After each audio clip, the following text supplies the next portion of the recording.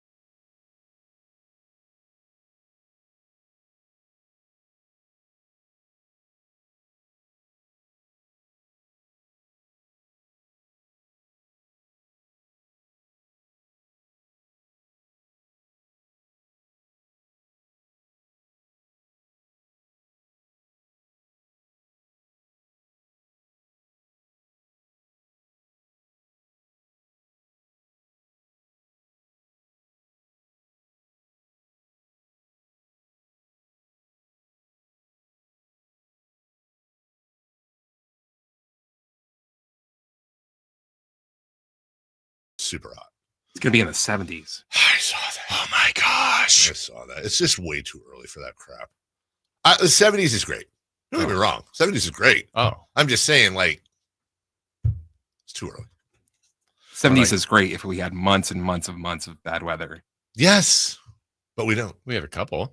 We had some rain. And We're also a month away from, it's like almost spring. Yeah. I know. So, I know. We are in California. Oh, I know. Yeah. Yeah, I know that. I know what's going on. You guys could move to colder places, you know. Yeah, but I was born here. Oh, well, then you can't possibly move. I can't. Carmichael Dave doesn't work in Boulder. Oh. Colorado doesn't work in. What did I need to follow that up with Colorado as opposed to like Boulder, Iowa, which there might be? How was your weekend week? All that. Weekend was fine. Yeah. Besides the game on Friday, but Yeah. Also, question: you're wearing a hoodie. Nice Feel the Roar, Bring the Roar hoodie. Yeah. We're similarly clothed in the sense that we're both wearing long sleeves. Not hot in here, is it to you? In here? Yeah. Not at all. Golly. You think it's hot? I don't like. Okay, can we just switch real quick? Yeah. Just. I'm telling you, it's different over here. I have to. All right. I mean, no. Oh, you've got breathe. Hello. Oh. I'm telling you, it's completely different over there. It is. Now, does it feel? But it probably doesn't feel. It's warmer over here. here. It is warm. Okay. All right. Yeah. All right. We're switching back now. It's like right here. It is. But why does it go there? Well, I wonder. Do you like that or? Do you like that? Well, I'm just wondering if they can like. I'm telling you, every Kings Road game, I'm over there, and Henry's like, "It's freezing in here." I'm like, "It is." Yeah. And because he sits here and I sit there. Well, I see. We have maybe I can turn the fan on me at some point. I sleep with a fan. Not like a listener. Yeah. Well, I guess technically my wife's a fan. Not all. But would you call her a fan? No, she's a listener. Not my wife. My wife strategically listens. She listens for things to get me in trouble with. That's what happens. Sad news in the family. Suns playoffs ended. Yeah. We'll see. We'll see about this gamble. They won their first playoff game in Woodland. He didn't play. He was a DNP CD. And then played like 30 seconds in the loss. So we'll see. We'll see next year now. He's a junior. I had a little conversation with him. He was lamenting that there's now a big, instead of going, balls out, rawr. Now it's this break. I was like, well, hey man, listen, if you listen to all the greats, the season starts in the off season. Like now it's time to, You got you work out, and I know this is an old man thing, but I'm like, we have all kinds. You can tell by looking at me. We have all kinds of like we have a little tonal digital one weight thing. We have Are clothes still on it? We have yes, because we're still getting our house back from the construction, but before that, it was being used. We still have the Peloton-y bike where you can take. We're gonna go to Indonesia and take a ride today with Fred. He's got all the. When I was a kid, I wasn't even allowed. My dad had this little wires and pulleys system of weights that he had in the garage. I wasn't allowed to touch it. He didn't touch it either half the time, but I wasn't allowed to touch it. This kid's got all the whatever and the whatever, and I don't want to be that dad that's like, you gotta want it, but I know he kind of wants it. Yeah. So it's like I'm trying to walk the tightrope, So beep, did that. We also have baseball coming up. People are excited about that. I am. Are you? Yes. Or are you excited about well, I guess both. Baseball in general, but all Yankees, baseball in general, A's. All of it. Yeah. We have baseball here. We do. We do have baseball here, sort of. What do you mean? Why sort of? Well, it's funny you asked that. I was watching some stuff over the weekend. This was the A's in San Diego, top of the first inning, 1 out, man on third, for the A's. And here's what the announcers were saying. You've heard both Tony and I refer to them as the not Sacramento A's. A little bit of a story there, of course. They are, of course, playing in Sacramento for at minimum the next 2 or 3 years. They are done with Oakland. They are theoretically at least on their way eventually to Vegas. And they have said that they are not going to refer to themselves as the Sacramento A's while they are playing in Sacramento. They want to be just the A's. I don't know if I should comment on the single or the fact that the A's don't want to be in the city, but certainly don't want to use their name. It feels weirdly disrespectful. It feels extremely disrespectful. Okay, can I say something real quick? Spot on. Like a total aside. So it's the Padres A's, so it probably helped. Am I tripping? Or obviously it's not, but I hear Tony Gwynn talking. I know it's not. Then you say Tony, so is it his son, Tony Gwynn Jr.? Is that it? It's gotta be. Oh my God, that's exactly like what. Okay, yeah. Okay, thank you. Yeah. I was like that. Of course, that's not. Duh, makes sense. All right, continue. Yeah. So I mean, spot on though, right? Mm-hmm. Like that is okay. I've been wondering that all week. Be in the city, but certainly don't want to use their name. Wow. It feels weirdly disrespectful. It feels extremely disrespectful. Yeah. So I don't know. I mean, I think it's odd to not associate a team with their geographic home. You're using the city. As long as I don't say Oakland more than a dozen times today, I'll be all right. Padres will go to Sacramento, I think, second week of the season in April to check them out at the home of the AAA Rivercats. A's get a run on 2 hits. Okay, so you get the point. Yeah. So I don't know if that's going to just be a thing in the beginning and then everyone will get over it and move on, or if that's just going to be a thing. But it did make me think, like, it's just, how did that backroom conversation go? Like, I will allow for the fact that I am obviously not the smartest person in the world, and there are things that people do that I don't understand why, that they do for good reasons. I just, for the life of me, can't think of a logical reason to not call them the Sacramento A's that isn't outweighed by not calling them the Sacramento. Like, what are they gaining here? Yeah, I don't have the answer to that either. Wish they were. That part I wish they were. Is it you're going to sell more gear? You're going to have all these Sacramentans wanting to buy limited edition, limited time only, get them all their hot gear with Sacramento all over it. Part of let's be honest, man, such a huge part of the Kings or any team here is like, oh, it says Sacramento. Like somebody in Connecticut is watching SportsCenter, they're Sacramento. Like we have that civic pride. And it's just like this slap where I don't know. It's just goofy to me. Like, so when people say, oh, it's Sacramento A's, no, they're the AF. The one I heard was, well, they're really Las Vegas team, but No, they're not. They haven't gotten there yet. They are what possession is 9/10 of the law, man. I heard that somewhere. Like they're here now. If they go to Vegas, then you change them to Vegas. What is the who in that backroom meeting was like, all right, guys, let me present this. I don't think we should call them the Sacramento A's. Now, the only possible thing I can think of that I would allow, that I would forgive them for, be like, okay, I get it, is if it's a MLB mandate where they're like, we don't want to, no, you're the athlete, do not put Sacramento. But again, and baseball is also stupid. I mean, you want to talk about three of the worst run organizations in all of sports. You've got the Kings, the A's, and Major League Baseball. So I get it, but why? What is the point? Just call it Sacramento A's. The one little thing I can think of, okay, is that they're thinking, oh, well, if they're the Sacramento A's, people in Vegas aren't going to buy our stuff.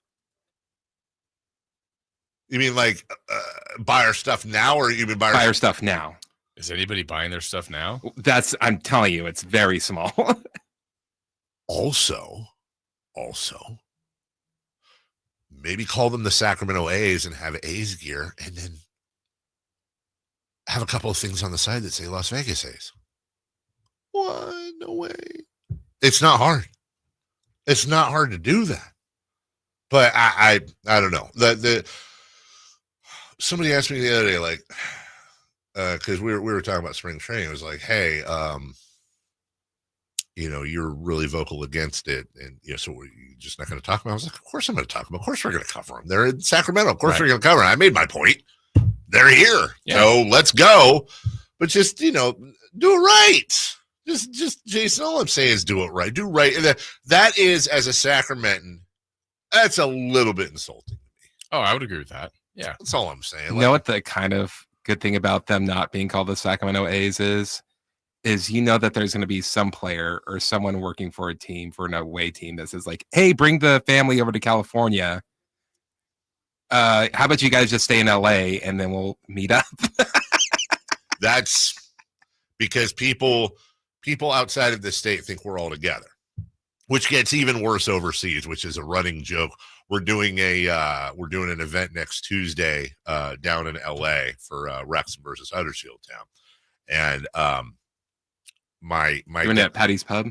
It's it's the CBS International game, and they're showing it at the Cosm, the where the wall is the TV. Oh, why that game? Yeah, it's Wrexham and whatever. It's it's Ryan Reynolds. Come on. So my guy back in Huddersfield was like, because we're inviting expats down inside of California, Huddersfield Town fans, to show up, and they get a jersey, and we're all be a big thing, right? So we still have a couple openings. He's like, well, I'm going to go ahead and send them all to the Northern California counties I have listed here too, so they could just hop over. And it just reminded me that, and I had to remind him that, like, dude, Sacramento is to LA what London, this isn't going to make sense if you don't know UK geography, but what London is to like Scotland. Like, we're not, they all think we're right next to each other. Like, we're on the beach. We're in the ocean, hanging out with Brad Pitt and, whoever. Yeah. That's true. It was the weekend. Also, lastly, next month, decision time, speaking of. It's when we get the college responses. Oh. We're coming down to it, dude. Already in March? March. Nice. Maybe. Yeah, we'll see. All right, we got a big show for you guys. Brendan Nunez is joining us at 9:00. No, not Brendan.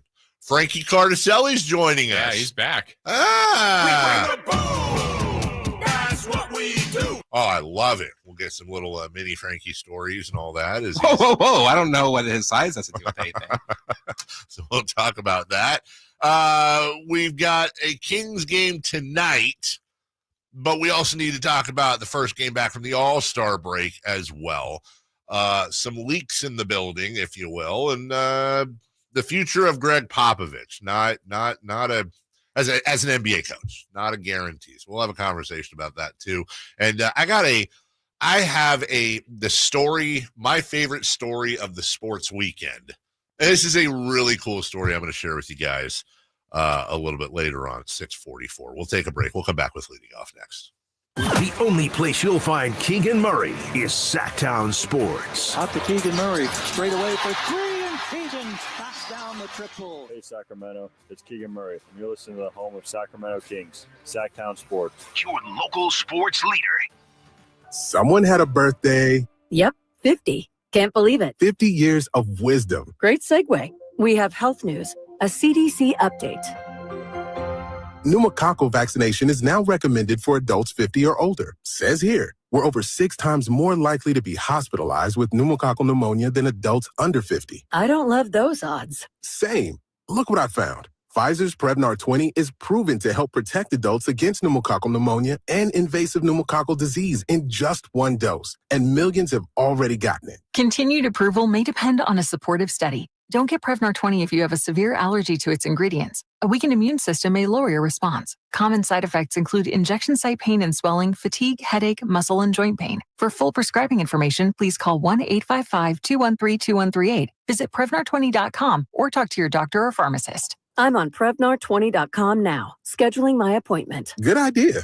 And happy 50th. Let's do it. Leading off, the 3 top stories in the morning. Huge news. This is very important. Here's cut number 1. Shot clock off, 15 seconds to go. It's 132 to 106. The Golden State Warriors with a huge win. That keeps them alive in terms of a possible tiebreaker with Sacramento. That certainly could come into play. But they do it in impressive fashion. The final score is 132 to 106. Not a night the Kings fans will look back and relish by any stretch of the imagination. I agree, G-Man. Not a night Kings fans will look back and relish by any stretch of the imagination. But, Jason, what about mayonnaise or mustard? Maybe ketchup. No condiments in that No game. condiments at all? I got you. It was raw. I was watching. Maybe Vegemite. I was watching. I was watching the game. We were hanging out with our the other couple we always hang out with, and he is to his credit, he is a lifelong born in the Bay Area. Like, he's a huge Warriors fan, always has been, and it's one of those, like, it's bad enough I'm watching this. And to his credit, again, he's not one of those guys just like, yeah, suck it, King. Like, he the better his team does, the quieter he gets. And then I also watched the one where we went in there and beat the hell out of them. I was watching that one, and the more his team is sucking, the louder he gets, which I'm kind of the same way too. I actually don't like that. Don't like what? Like, if your team is just like won everything and then you're just very upset when they're losing, like, come on. Are you saying that from the mindset of, dude, you have all these championships? Yes. Maybe, right? Yeah. Okay. I 100% see where you're coming from. I think you and I are both 100% incorrect. I am so on your side with that, but also let's reverse it, and the Kings did what the Warriors did over the last 10 years. I'm telling you right now, dude, if the Kings had the record the Warriors did and they were trying to figure it out, I would be all like, where's the whistle? I would even venture to say that I would be such an ass that at some point I'd be like, is this not a championship caliber team? You got to have a better whistle he's a superstar. Like, I'd be begging for the refs to cheat on I just think it's all relative. Anyway. Well, you don't have to worry about that. So, look, we're going to have conversation. I actually had a real, internal, we had some time off. I had a real, internal conversation with myself over the weekend, especially. I was like, look, because here's the thing, we're in this impossible position, right? We could either be super boring and just report on everything and be like, well, the Kings lost, and upcoming tonight, they've got the bet. And okay, that we're not here to do that. We're here to offer our opinions. We could glaze over and be like, slant completely positive, but then we're homers and cheerleaders. We could slant pessimistic and negative, but then I completely understand, well, why am I tuning into this? I'm not tuning in to be depressed. I've already got, my wife does that to me. My job does that to me. My kids do that to me. I'm not tuning into you guys So I in the end, myself told myself, just like, dude, just be honest. And if it's honest and you're positive, then you're a homer. Fine. And if it's honest, but don't try to sway whatever. And so my honest opinion, I think this team's kind of doomed. I don't like it. I didn't like it before. I still don't like it. I didn't like the trade. And this isn't the Fox thing. I mean, it is the Fox thing, but whatever. I don't care about Fox. He's gone. He gone. And I'm really worried about, like, tonight is a I saw you write it in your notes too. It's a must win. They got to win this game, dude. Yeah. My honest feeling too on the team is if we're looking in a positive way, they're a top 10 team. And that's where I stop. What does that mean? I mean, I think the door is wide open because the bottom isn't very good and they're a part of the bottom. Sure. I don't think Phoenix is catching him. They could, but I don't. And I don't think San Antonio's catching him. So if the further they get removed, it could be sad. Maybe the Kings get him with like 39 wins. I'm sorry. Okay, I just caught that. You mean a top 10 in the Western Conference team as in a play-in playoff team? When you said top 10, I don't know why it triggered me like top 10 in the NBA. Oh, and I was like, where? I got you. Yeah. Okay. So, like, as far as a goal to be in the play-in, I think it's going to happen. I think you're right. I think you're probably, I would say, but that's it. 80. Yes, exactly. So if you're 10, do you beat 9? Maybe, but do you get past the next one? They haven't shown that, right? That ability to put a couple of really good games together. So there's still time to fix that, but right now it doesn't feel like it. And full disclosure, the Golden State Warriors got better. Like they thrashed Dallas and us, and they're looking really good right now. And Jimmy Butler being added certainly didn't hurt them at all. So I have some conversations about that today, including a poll I put out over the weekend with a question I have asked 2 other times this season. And I've not ever I've asked this question probably 10 times over the last 5 years. I've never gotten a response like this. So we'll share that and see where the fan base is overall. But anyways, Kings Charlotte tonight, right here on Sacktown Sports. Number 2, please. Cut number 2. And we'll wait for it to load. And Greg Popovich is not expected to return to the team this season. He is not going to be back. That's what the Spurs are operating under. And his future is clearly under some uncertainty right now. He hasn't coached since he had that mild stroke in November. And he continues to progress in his rehab from a human perspective. He is getting stronger and stronger. There will be a time and place in the future where he will make determinations and address his long-term future. What is the point of that bed behind him changing? That was just pop in the background playing a little ditty. It was weird. I don't know. Sad or unfortunate news from Shams Charania. I think something that a lot of us, especially those of us who've been through family members having strokes, could have seen coming. But as you heard Sham say, no Pop this year, future in jeopardy. I'd be really surprised if he came back. I was really surprised, by the way, when he stuck with the Spurs after, everybody left, but it's truly love of the game. The man, he ain't young, and there's a whole direction going on right now. It just sucks. Father Time is so lame. Because how fun would it be to have a 55-year-old Greg Popovich running this club and shepherding them to what very well could be? And it's a double dose for this. And I know the Spurs. I know there's a lot of people out there that are like, "Oh, poor Spurs." Well, look. You say what you want about the Spurs, but these are 2 like human things here. Sure. So I'm going to choose to feel bad. Not only the Pop situation, one of the greatest, if not the greatest coach of all time, certainly top 5. But then also Victor Wembanyama out for the year with deep vein thrombosis, which is an incredibly scary thing. Very.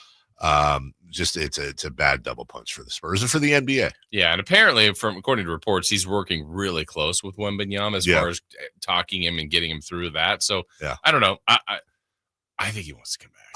I'm with you because don't you think otherwise he'd already said I'm done. I just don't know if he can. But man, I'd love for him to come back. Real quick, I know we got to go. Cut number, or we got to go. Okay, we're going to go. Then cut number, it was just Shedeur Sanders isn't going to work out at the combine, which everyone's freaking out about, but also like Jaden Daniels didn't. Yeah, Caleb Williams. he'll throw it his own pro day. It'll be fun. Yeah, exactly. All right, we'll take a break. When we come back, Kings Warriors from we gotta rewind at 7 a.m. We'll talk a little bit about that, recap it, and get into some other things as well. We'll do all that next. On the move? Got somewhere to be? Take Sacramento Kings basketball with you. The Sacktown Sports app will let you stay connected to your passion. Never miss a moment of Sacramento Kings basketball with the Sacktown Sports app. Hey, it's Carmichael Dave for American Energy Heating and Air with a question. Have you recently had a technician diagnose your HVAC system and you were a bit surprised at how much it cost? Or did something seem off about their quote? Because at American Energy, they take pride in giving you honest, straightforward solutions to get that system up and running. Have their qualified technicians come out and give you a free second opinion. It's free. You got nothing to lose but some dollars off of that original quote. They're making the uncomfortable comfortable. They've been doing it since 1981, serving the greater Sacramento area. A+ with the Better Business Bureau. That's why they keep having customers coming back for more and more and more. You can call them and set that appointment at 916-520-9990. That's 916-520-9990 or AmericanEnergyAir.com.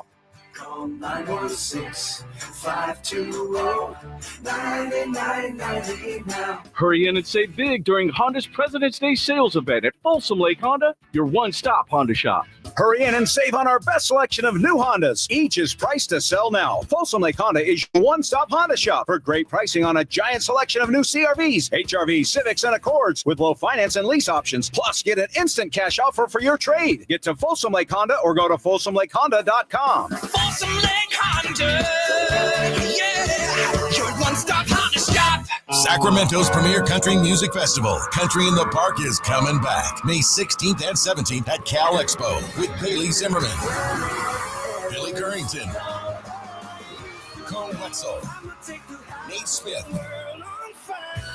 and more. You'll enjoy food trucks, rock walls, and a mechanical bull, line dancing, and more. Single-day GA tickets start at $52 at CITPFest.com. Country in the Park, May 16th and 17th with the California Army National Guard. Find out more at CITPFest.com. Our daughter Jessie loves playing detective. A clue. But since we discovered she has sensitive skin, we've been playing detective too. We thought the problem was our puppy. But it was actually our old detergent. Aha. So we switched to Tide Free and Gentle. Tide Free and Gentle provides an excellent Tide clean, and it doesn't leave behind irritating residues like dyes or perfumes, so it's gentle on your skin. Case closed. If it's got to be clean, it's got to be Tide Free and Gentle. What if your limited inventory had unlimited potential? What if your biggest risk was not taking one? What if you could make every move matter? Bank of America's business solutions can help bring your biggest what-ifs within reach. Find out how our digital tools, cutting-edge insights, and trusted expertise can work for your business. What would you like the power to do? Visit bankofamerica.com/banking for business to learn more. Bank of America is proud to be the official bank sponsor of FIFA World Cup 2026. If you love to travel, Capital One has a rewards credit card that's perfect for you. With the Capital One Venture X card, you earn unlimited double miles on everything you buy. Plus, you get premium benefits at a collection of luxury hotels when you book on Capital One Travel. And with Venture X, you get access to over 1,000 airport lounges worldwide. Open up a world of travel possibilities with the Capital One Venture X card. What's in your wallet? Terms apply. Lounge access is subject to change. See CapitalOne.com for details. When you bundle renters and auto with Progressive, you can save while protecting your most valuable possessions, like your priceless vinyl collection. Sure, you sleep on a futon because the money most people would have spent on a bed you spent on more records. But forget the fact that you can stream just about any song ever created for a few dollars a month. No, you need to listen to music in the most difficult way possible. So go ahead and get Progressive so you can save while protecting the things that matter to you. Progressive Casualty Insurance Company and affiliates and other insurers. Not available in all states or situations. There's a reason why more and more people are coming from all over to Sacramento Chrysler Dodge Jeep Ram. Folsom, Elk Grove, Woodland, Roseville. And it's not just because they're centrally located next to Hagan Oaks Golf Course. It's because they make the car buying experience different than anywhere else. Yeah, of course they can get you a great price. That's the easy part. Where their general manager, Chuck Dean, and his team really make a difference is they don't believe you should have to sacrifice great customer service to get a great deal. Stomp on in today and see for yourself. That's Sacramento Chrysler Dodge Jeep Ram. It's the place where a handshake still means something.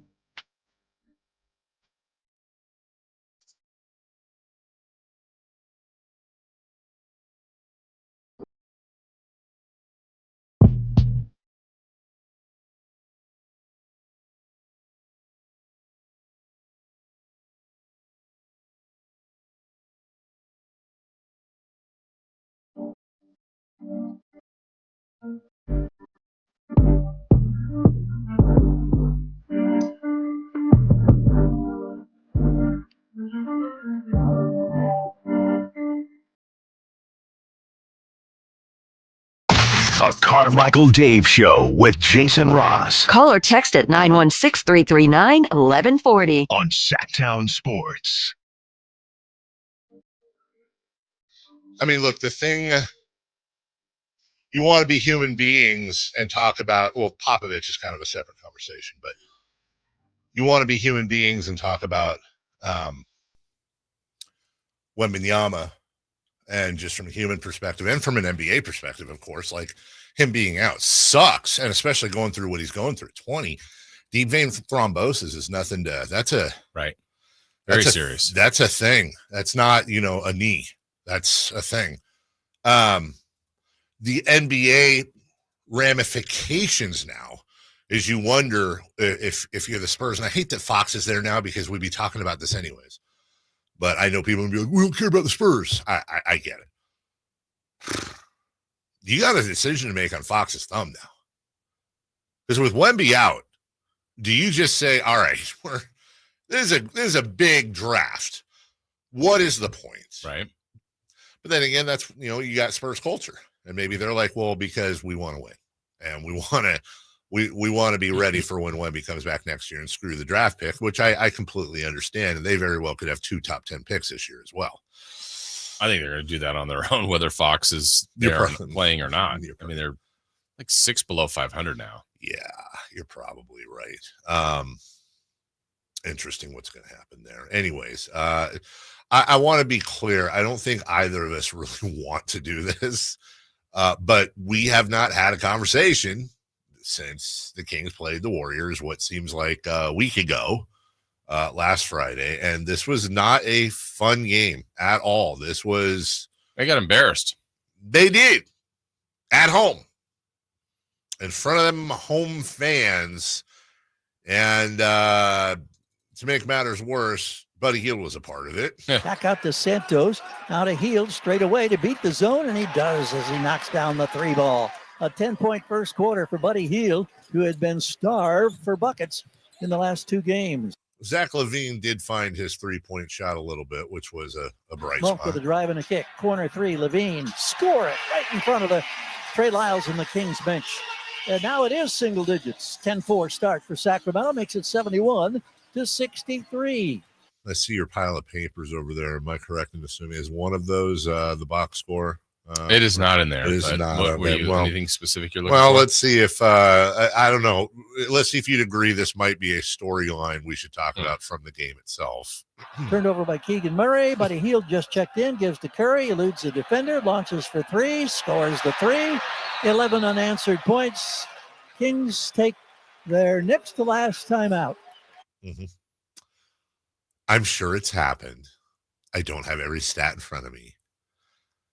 In the thousands of box scores I've looked at over the years, I don't know that I've ever seen that kind of a disparity with points off turnovers. And the way till the Kings got their first point, I don't know that I've ever seen 27-0 points off turnovers. Yeah. Until it was like a steal by LaVine and a dunk. You're like, there it is. 27-2 now. Points off turnovers. I actually have that. Let's listen and revel in the loveliness. Under 9 minutes to go in this one. Here's a steal by Zach LaVine. Bad pass, Pajimski. LaVine, hammer time. That's the first points the Kings have scored off turnovers. Yay. Steph Curry finished off the Kings. They were already finished off, but he helped. Here's Butler driving, kicks to Curry in the corner for three, and he said, let me join the party. 17 for Steph Curry. He was the All-Star MVP in San Francisco this past weekend.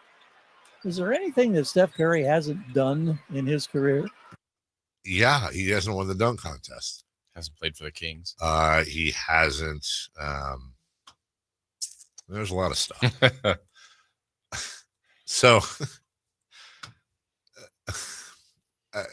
by the way, did you see? Was it the third or fourth quarter? Did you see that one play where they whistled it and Steph Curry threw it up to the moon with his left hand? With his left hand, like from around the three or just inside. And if I got to go back and look, but didn't he like chop his forearm? Oh, he might have. I just think saw he chopped his forearm with his right and whatever. Dude, he. Am I wrong in saying that Steph Curry in a different life might be the all-time Globetrotter? What an amazing Globetrotter Steph. Like when he retires, I hope he does like off season with them. Yeah. But he would be an amazing Globetrotter. Anyways, it's just put him on the Generals. Yeah, right. You just have to tip your cap sometimes. 132-108. I'll tell you, Jason, there are a lot. First off, team hasn't been together that long. People are like, well, why didn't they practice more during the All-Star? Because you are only allowed a certain amount of practices during that. They practiced 100%, as I understand it, of what they were allowed to practice. They haven't been together a long time. They've got to fit in their offense and learn everything, all of that. I mean, I'm just giving you the fair perspective here. But Jason, what chilled me to the bone, which is a line from Alone by Heart. The Kings shot 50.5% from the field, 35% from beyond the arc, and 94.5% from the free throw line.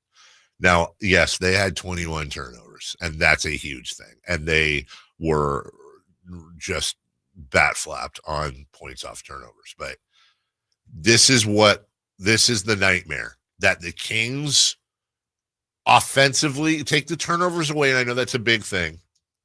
But DeRozan had 34. You had all five starters in double figures. Sabonis was one assist away from a triple-double. Like, there's some numbers here.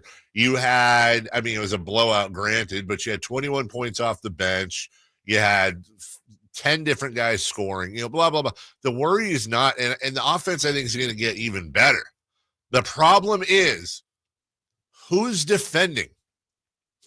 Who is stopping? There's no...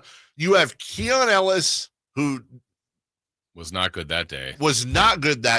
Also, a lot of people are making a thing about this, which I don't blame him for. But did you notice his media availability yesterday? He was wearing a black Starters jersey. Yeah, he's wearing the black jersey. We'll see tonight. Not that, 20. He had 2 points in 24 minutes. Obviously, look, a lot of people had bad games.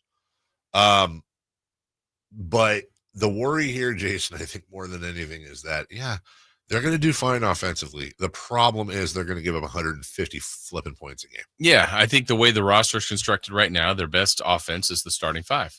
Their best defensive players come off the bench. Mm-hmm. And you just can't help but wonder and say, all right, is it time to mix that a little bit? Just because... And again, the best defensive players off the bench aren't juggernauts, though. No. I just they're better than their starters defensively. So, I mean, you're not taking Sabonis out, but I kind of feel like everything else is fair game. I don't think they're not going to do it all, but maybe some mix and match. I honestly think Sabonis is the most untouchable. And the weird argument you could make, because honestly, I think you simultaneously can make an argument that Keegan is the most removable and Keegan, other than Sabonis, is the least removable. Because he's two-way. That's right. Right. He's one of the few that's two-way. Now, he's not always great on both ends at all the time, but he's closer to, like with DeRozan the other day, I didn't think was guarding anybody, but when you score 30-something, you're like, at least that feels like a closer to a net positive. Right. But when LaVine and Malik are not guarding nor really going off offensively, it's like, you're losing. Yeah. And I'm really worried about LaVine, by the way. I'm incredibly worried about LaVine. And and the real downer take on LaVine is that at once upon a time, the Bulls were reportedly offering to attach a first-round pick to Zach LaVine in order to get off his contract. And the Sacramento Kings managed to make him the centerpiece of a deal where they traded a top 20 NBA player. And they now own a top 5 least movable contract in the NBA, if not higher, because now Simmons was bought out. Simmons was likely the most immovable salary. I don't know. I mean, okay, honestly, especially after what we've been hearing, Joel Embiid might have the worst contract in the NBA. That's a whole different ballgame. But you got Embiid, you got Bradley Beal. I don't know. Okay, which is worse, Jason? Paul George at $49 million, Zach LaVine at 44. Which do you think is more immovable? Good question. They're very close. Yeah.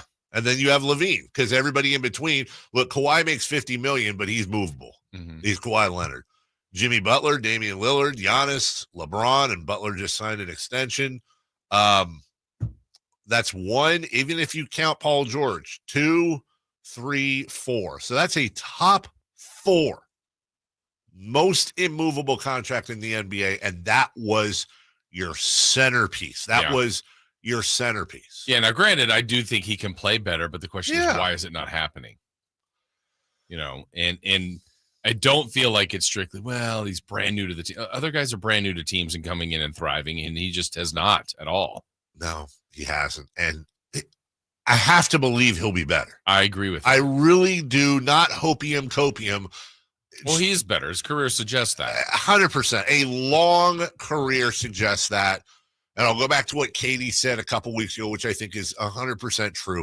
The way he created and had his shots created for him on the Bulls is the polar opposite of the way the Kings do things. Yeah, and where I actually thought he would thrive here, it hasn't. And maybe he is a guy that needs plays. Like Billy Donovan called plays every time. Yeah. Maybe that worked better for him. This is not a team that does that, but that's something you should know ahead of time. Well, he's either going to have to come to the Kings side of things, or the Kings are going to have, or it's probably going to be a combination of both. They're both going to have to adjust a little bit to find his sweet spot. Mm-hmm. I just let's put LaVine, and we'll talk about this more. You know, even putting LaVine at his Bulls best, mm-hmm.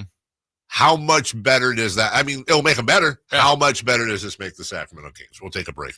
When we come back, I want to get to Doug Christie's press conference he had after the game as well. Also, Chris Haynes with a report about a closed-door meeting. We'll do that at 7 a.m. When we get back, cool story, my favorite sports story from over the weekend. We'll do that next. Keegan Murray plays here. Keegan scores another three-pointer. Keegan Murray knocking it down for 23 points. Snatch De'Aaron Fox for game scoring honors. Sacktown Sports is your proud home of the Sacramento Kings. Come check out Capital Casino, Sacramento's #1 poker room with the most variety of table games in the region in a safe and friendly environment. Plenty of well-lit parking available, conveniently located in downtown Sacramento. And remember, Capital Casino has the best food, the best service, and the best action. 411 North 16th Street in downtown Sacramento. For more information, log on to capital-casino.com, and please gamble responsibly. 1-800-GAMBLER. At Stockton Honda, we know how to honor a great deal. Like right now, during our President's Day sales event, you can find star-spangled savings on some of our best models. Why not stop in today and see for yourself? Save thousands with low APR financing and great lease rates on over 500 new Hondas at Stockton Honda. Anytime, anywhere, it's all here. StocktonHonda.com. Seems everything costs more these days. Gas, groceries, and when's the last time you checked your wireless bill? Yikes. When it comes to big wireless, if you're staying, you may be overpaying. Here's how to get the same fast, reliable nationwide coverage without the big wireless bill. Switch to Consumer Cellular. Plans start at just $20 a month, and that's not a short-term promo. Our U.S.-based experts will get you switched and saving in about 20 minutes. Call 1-888-FREEDOM or visit ConsumerCellular.com and start saving today. Plans include $5 credit for auto pay and e-billing. Lowe's knows that your deadlines don't change, even when your job does. But with Lowe's Buy Online, Pick Up in Store, we'll help you adjust on the fly. And when you absolutely can't leave the project, we can deliver to your job site as soon as same day. Lowe's knows pros. We help, you save. Valid on eligible in-stock orders and select zip codes placed by 2 p.m. for same-day delivery by 8 p.m. Subject to driver availability. Fees vary based on purchase. More terms apply. See Lowe's.com/same-day delivery for details. During tax season, your info travels lots of places you can't control. W-2 arriving from payroll platform 3. Everything criminals need to steal your identity is on your W-2. Last call for accountant at home office. 1 minute.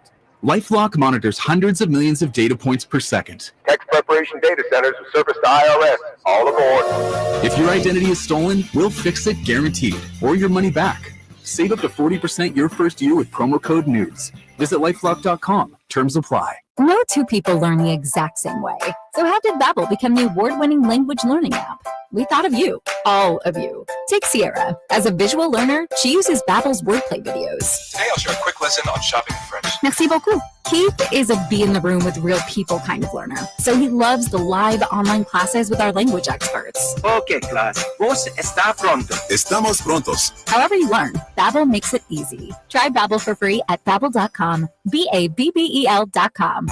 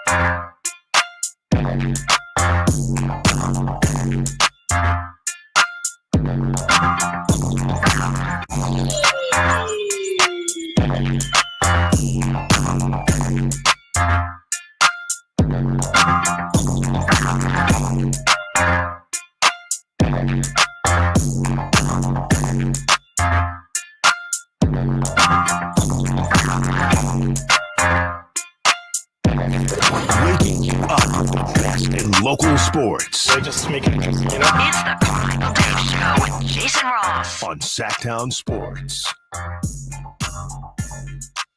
wrote down on our, took me a second during the break. I wrote down on our prep sheet here, I wanted to talk about Jacob Chapman in this segment. You guys might be wondering, well, who is Jacob Chapman? Who is Jacob Chapman? So when I looked at the sheet during the break, I asked myself the same thing. Who is Jacob Chapman? Why? Wait, what? Jacob Chapman's a backup goalkeeper for Huddersfield Town. That's not who I want to talk about. I don't know why, but somehow at 4 a.m. this morning, I substituted the name Jacob Chapman for who I really want to talk about, Brian Campbell.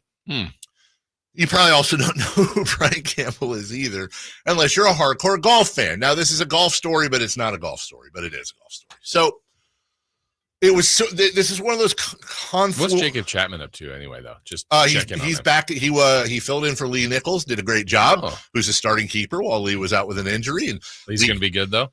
Lee's been the longtime goalkeeper. He's very, very good. Although it's been a tough loss at home to Petersburg on Saturday. Not quite as good as Frank Quarters. Well, that's your opinion. So this last week is usually it's All-Star break. We take time off. Okay. Usually I use that time to take the family somewhere because the kids are off too. Last year was when we went to New York, Philly, did the whole educational thing for the kids. But most of the time we choose to go to Mexico, Puerto Vallarta to be specific.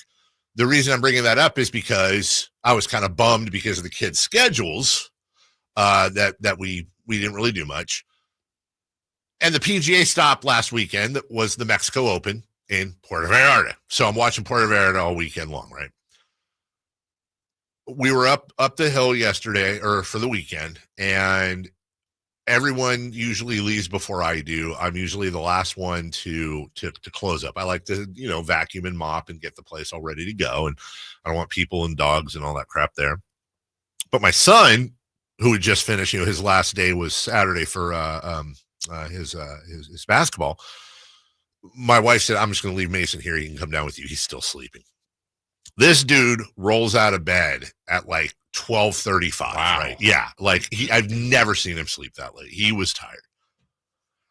So he comes downstairs. Hey, buddy, we packed up most everything, but I can make a sandwich. Why don't we just have a sandwich and get lunch here, and then we'll head on down. So make a sandwich. And we sit down, and I turn on the golf. And it's the game of golf. It's the final round, and it's come down to two guys. It's come down to our guy Brian Campbell, and it's come down to who the hell is the other guy? Aldrich Potgater. I know it sounds like I'm making up. You did make that up. Aldrich Potgater is he would have become the 6th youngest winner on the PGA Tour. He is 20 years old. This is a name you're going to know. This kid, and he's built like, I don't know, John Daly at 20, and he just mashes the ball. Brian Campbell is, I think, 35, 36 years old, the ultimate grinder in golf. He never won on the Korn Ferry, which is, for those of you who don't know, like the minor leagues for the PGA. Never won on the Korn Ferry Tour. He's never won on the PGA Tour. I think they showed a graphic like his last 10 starts at the PGA Tour was like all cuts, and then I think he finished like 52nd or something. Not great. This is a grinder. So they come down to the wire. They go to sudden death, right? They're both tied at, I want to say, like 20 under or something. So it's this 20-year-old kid with the future in front of him versus this 35-year-old dude who is just the ultimate grinder. And the sudden death playoff hole is the 18th, which is a par 5. They go through, obviously the kid is a masher, so he's out driving this dude by, 50, 60 yards off the tee. They go through, they finish the first sudden death par 5 tied again. Okay. I think they both either birdied or parted. I can't remember.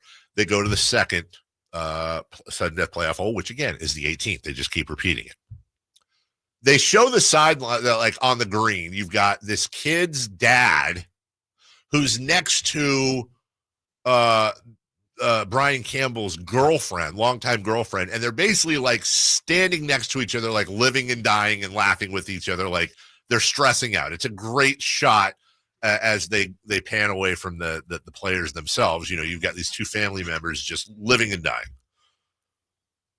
So I think it was the second shot, might have been the drive or the second shot that Campbell hits on the second sudden death hole. Goes completely in the forest, like in the bushes. He shanks it, hard slice right into the forest, hits a tree, bounces like as if somebody threw it from the forest, bounces out and lands in kind of the fringy rough. He's got a shot, right? That's the whole tournament. If that thing, it's OB. He's done, but it somehow pops out. It's a 1 in a million thing, right? It pops out. Long story long, dude hits a seed, makes the putt. Other kid hit the trap, didn't have a great out, misses his putt. And they show his girlfriend. She drops to her knees in emotion, crying, runs out, jumps in his arms. In sports, a lot of times it's hard to feel for these guys because they're all rich and famous. And this is a 36-year-old dude who'd been grinding his whole life, and he had his moment. $1.5 million. He gets his tour card, which was very much in jeopardy through, I think, 2028. He gets an invite to the Masters. So I was tweeting about, like, what a great story. This is really cool. The kid's got all the future ahead of him.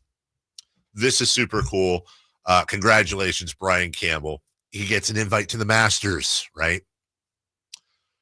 So about 3 hours later, it's evening. I'm home. I'm on Facebook.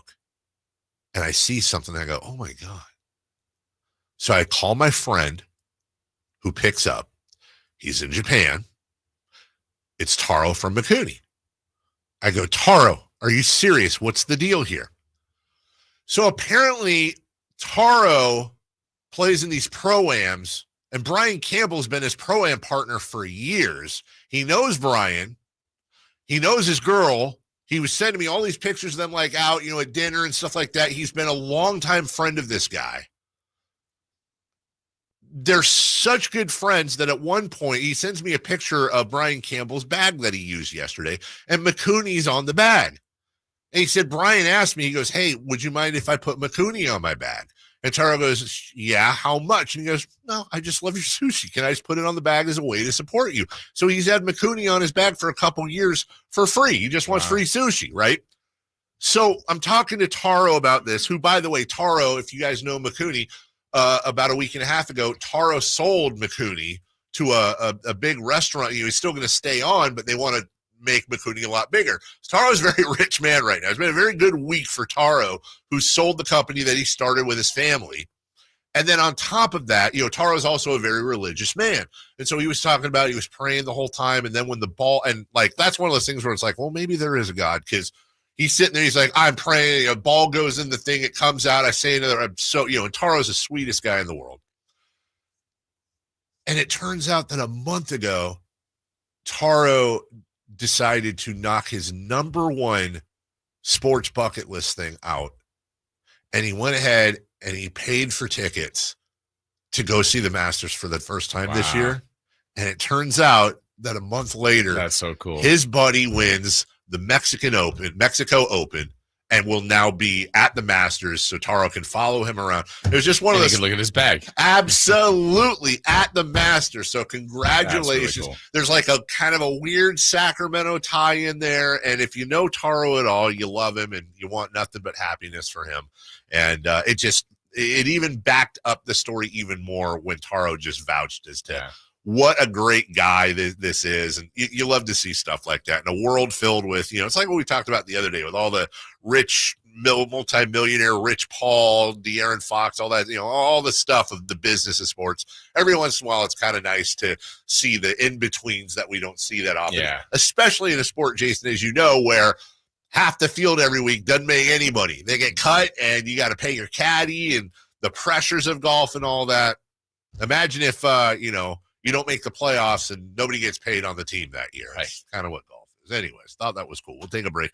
When we come back, I want to play the audio from, it's going to be lengthy, but I think it's important. Doug Christie's press conference he had, or his media availability on Friday. And also Chris Haynes had a report as well we should talk about.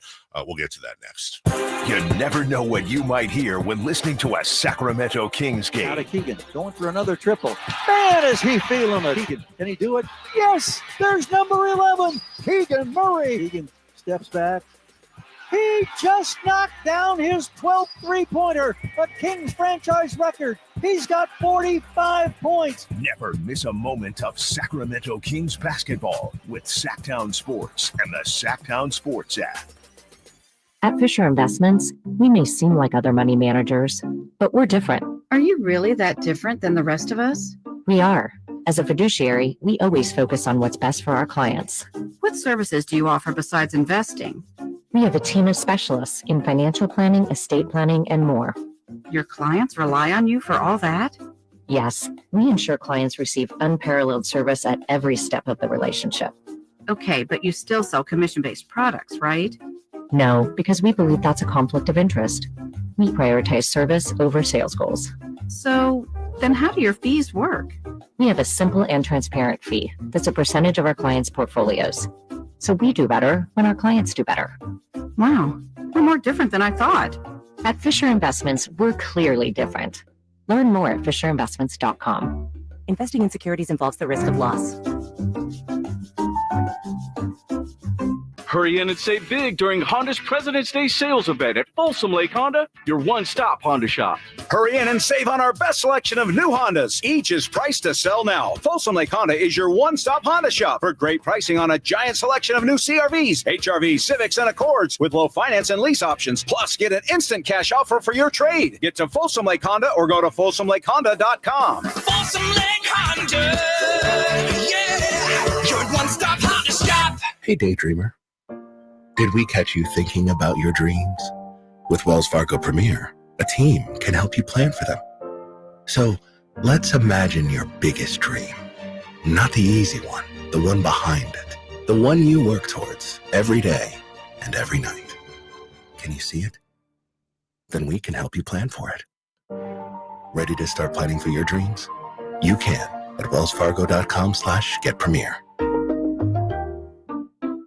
We just want to have enough money for retirement. And travel to visit our grandchildren. I understand. That's why at Fisher Investments, we start by getting to know each other so I can learn about your family, lifestyle, goals, and needs, allowing us to tailor your portfolio.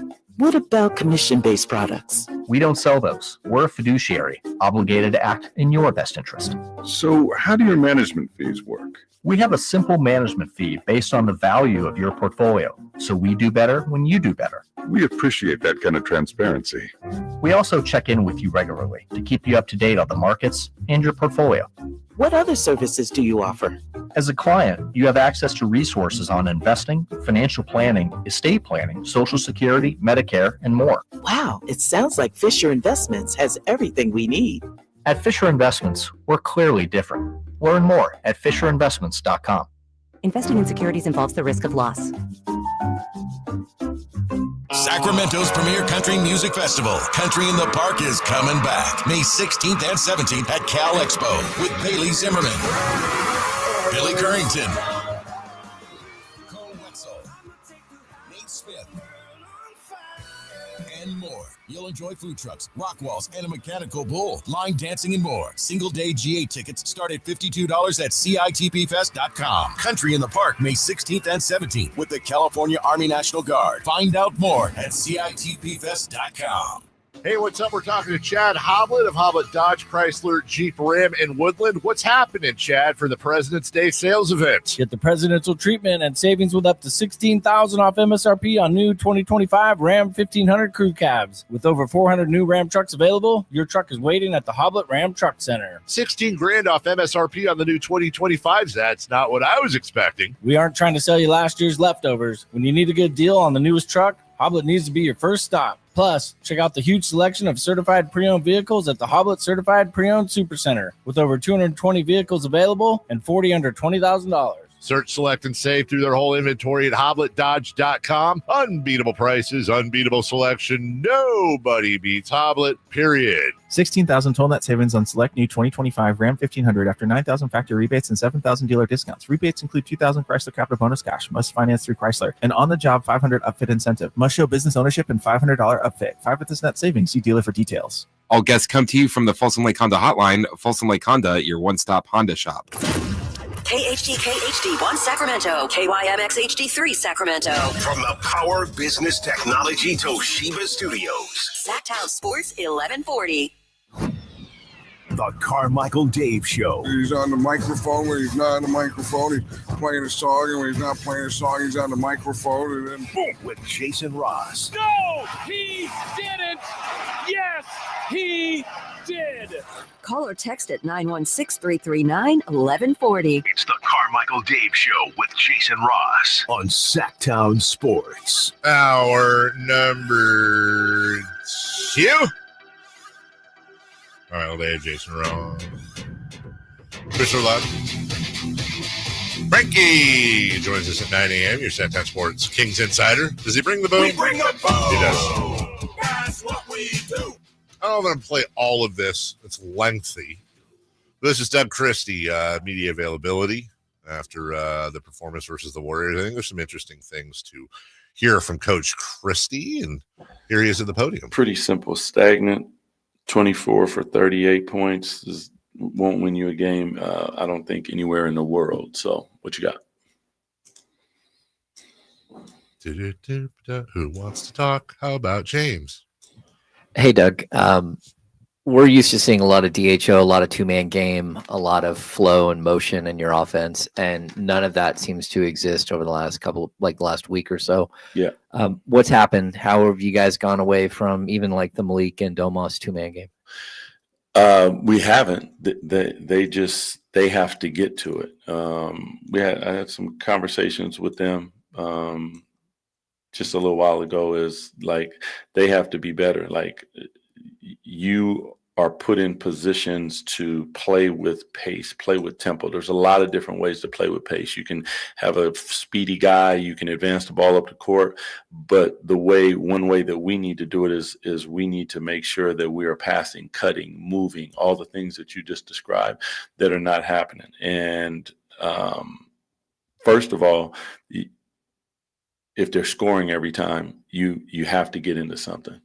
You can't just go up the floor and just think that you're going to play random basketball. And that is where they have to be better as a group. And they understand that man for man. And we'll be better, but there still is an excuse and it still ain't acceptable. So, yeah. Doug, it seems like Zach is trying to get more comfortable as that primary facilitator with that second unit. I'm just curious your assessment of that group together, and how long do you go with that until you try something else?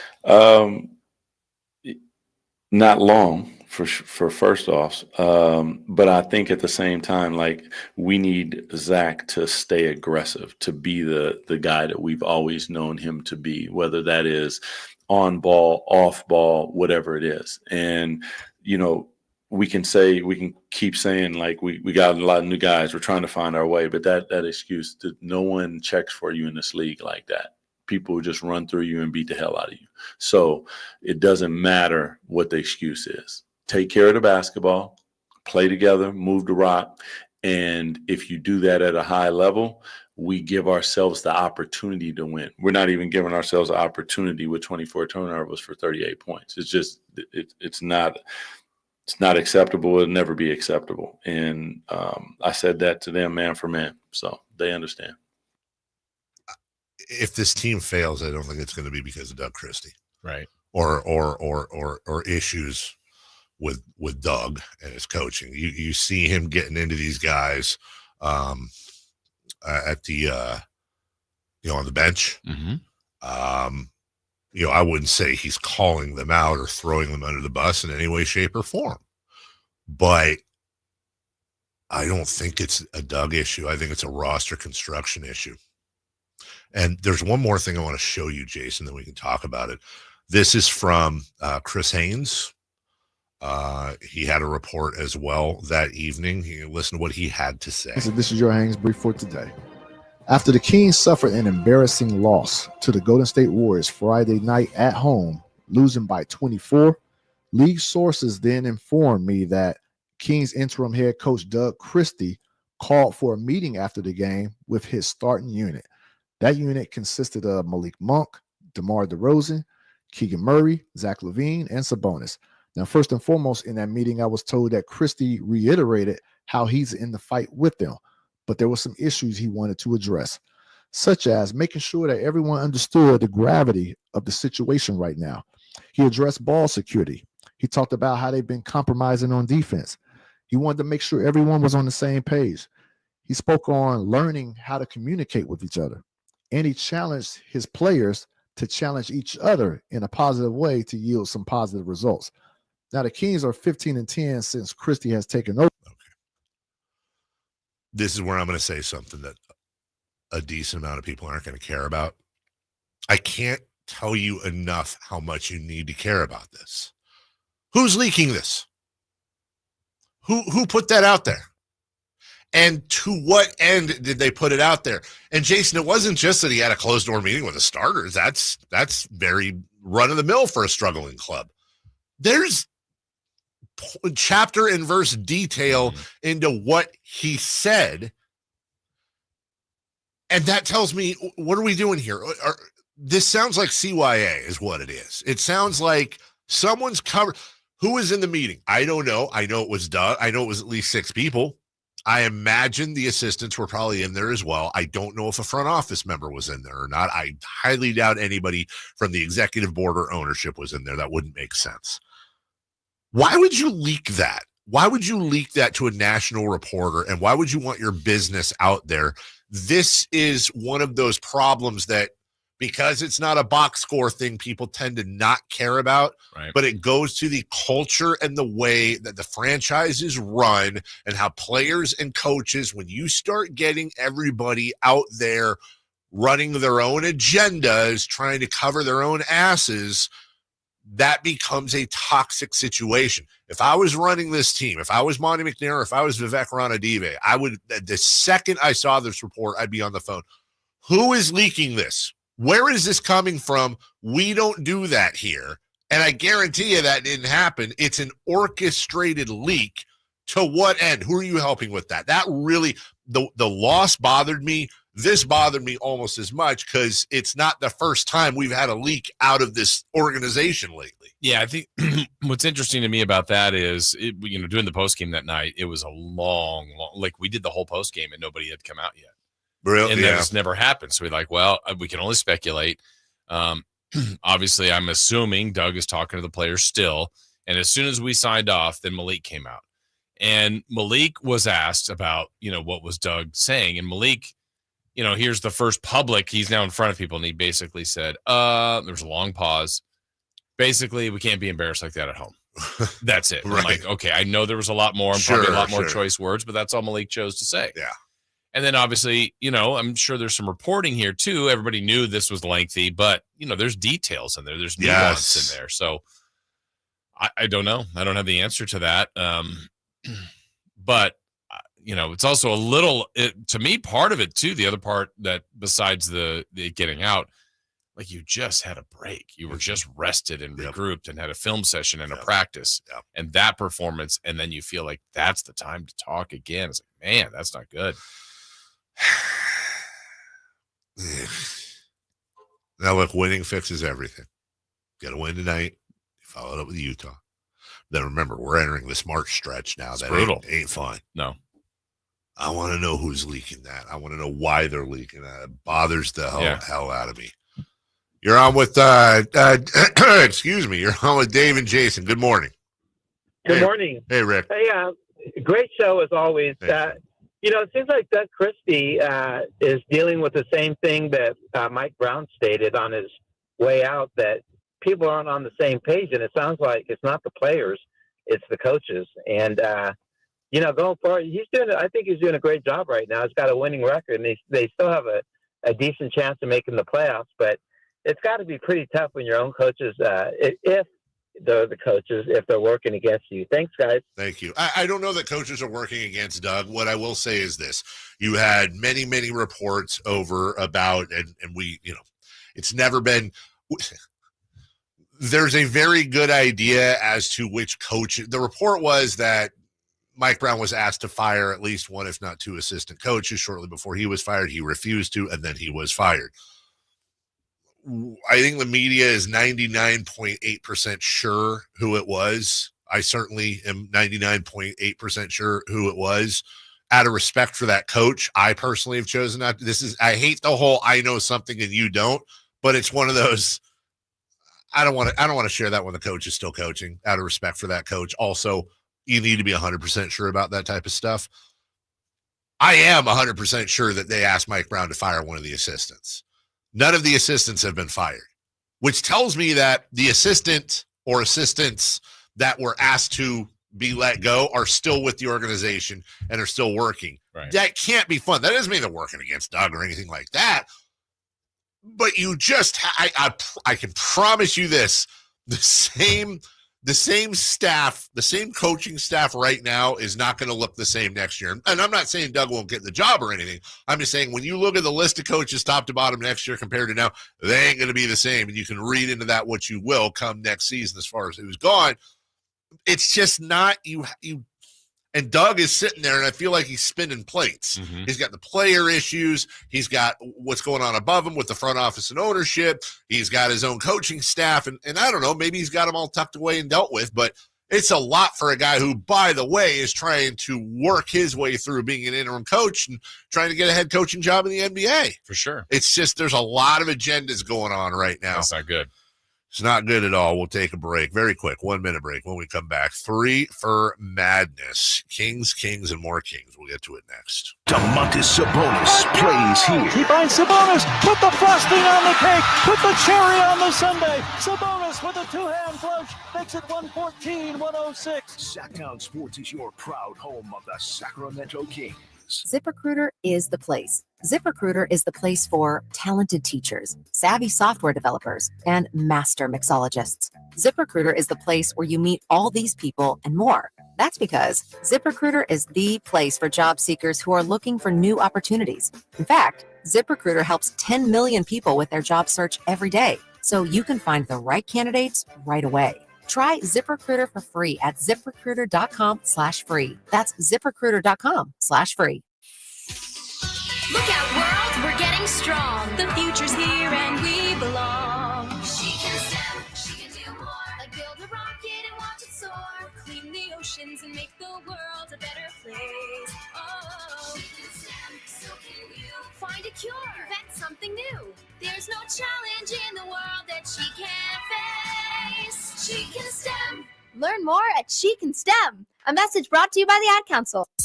3 questions, 3 answers. It's 3 for Madness on the Carmichael Dave Show with Jason Ross. Here's question 1. All right, we'll talk a little bit about the NBA, including Greg Popovich's future or lack thereof with the San Antonio Spurs. Also, them getting hit with the double-decker of bad news with Victor Wembanyama. And then at 7:43, a poll I put out over the weekend that this fan base may be a little bit more ready for than we've given them credit for in the past. We'll get to that at 7:43 before Kings Rewind at 8. In the meantime, it is 3 for Madness, starring Christopher Loud, who's got 3 questions in front of him. We'll do our best to give him 3 answers. Question 1. Are Kings fans overreacting to their latest performance? I don't think so. I obviously there's going to be hyperbole on both sides. There's going to be people saying nothing's wrong, everything's fine. I mean, I've seen all the takes over the weekend. Like, guys, we would have killed to be 500 at this point of the season 5 years ago. Like, everybody relax. You're spoiled. You're entitled. And then the other side is, this whole thing sucks. Everything's too stupid. We might win one more game. Of course, you're going to have your extremes. I think overall, fans have a right to be very worried. It's not about losing to the Warriors. It's about how they lost to the Warriors. It's about how they went into the All-Star break. You've now lost to one of the worst teams in the NBA on the road, the Pelicans, to sandwich the break, and then you come home and it's old. It's what ultimately got Mike Brown fired, amongst other things, was you can't do that at home. You cannot roll over at home. They rolled over at home, and they got a chance to rectify that against a very poor Charlotte team tonight. Yeah, I think it's, I guess we're not even a positive. I would say one caveat I would say is it's one game, but then you go, yeah, the game before the break wasn't very good. Mm-hmm. This was, sometimes we look at this game and go, well, that kind of felt like a schedule loss, or they had some guys out, or there's nothing to attach to this where you go, they're rested. They were prepared. They were healthy. It's their rival. Their attention should have been as sharp. Like, I think about the only acceptable thing would have been like, man, the Kings were great. The Warriors were just a little better. Mm-hmm. No, the Warriors were a lot better. The Kings weren't any good, and you got embarrassed at home. Yeah. And so I don't blame the fans at all for this one. And it's some of the losses here lately, they're just giving up a ton of points. That's the problem. Yeah. Jason, that's the problem. That's what we keep coming back to. It's all fun and games until you look at their lack of defense. They gave up 140 to the Pelicans, 132 to the Warriors. They gave up even in the wins, 128, 118, 111. I mean, I can live with 111. Much, but it is just, it's way, way, way too much. Question 2, please. Question 2. Is tonight's game versus Charlotte a must-win? Yeah, it is. I think it is. It doesn't mean that if they don't win, they're not going to make the play-in. They might. It's not one of those. It's one of those. You've got to do that for the culture of this team, because if they lose at home to Charlotte tonight, now all of a sudden we're going back to them losing to a bunch of dumpy teams at home. They go on the road to Utah. I mean, there's a chance here for them to win a couple in a row. But then, Jason, as we talked about, at Houston, at Dallas, at Denver, at Clippers, home New York, at Golden State, home Memphis, Cleveland at home, Milwaukee, Boston at home, and then the best back-to-back all year. Monday, March 24th, that's Boston. Tuesday, March 25th, Oklahoma City. They've got a stretch in March that is brutal. You got to win tonight. Yeah, it's less about because I still feel like they're standing in the top 10 is pretty good based on everyone else below them. It's about having the players meeting. It's about what you just did. It's about losing the last two. And David, this wouldn't be one like if you lost to Charlotte. No, you're not mathematically out. But now you're going to have to probably win like this isn't like, hey, beat OKC to make up for it. It's probably winning like 2 or 3 of those type of games. That's right. To make up for this one. So why do that to yourselves? You're at home. What Charlotte just did in Portland. Oh, my goodness. I don't love that for the Kings because they were truly embarrassed, but that's also a little slice of the team they've been. So you've got to just make sure tonight ends up as a W no matter how you do it. 53-point loss in Portland, 141-88. And that was coming off. That was Saturday. Coming off a Thursday loss in Denver. I mean, nothing wrong with that. They lost by 14. They actually beat the Lakers in L.A. Last Wednesday, 100-97. Was that the debut of Doncic? Or no, he had already been. He'd already been. Okay. But this is a team that since January 27th has won 2 games. Yeah. Don't let it be you. Don't let it be you. Question 3. Question 3. Can this starting lineup work long term? I don't think they can. I don't. I think they're going to have to make some really tough decisions, Jason. It just comes down to the defense. Who's playing defense? They are not good enough offensively to counteract their complete lack of defensive cohesiveness. They have one defender on the floor, wing defender in Keegan Murray, who can guard 4 positions. I don't think Sabonis is a negative defender. I'm fine with him being on the floor. In fact, he's probably, all the metrics say he's a positive defender. Let's just say he ain't hurting them defensively overall.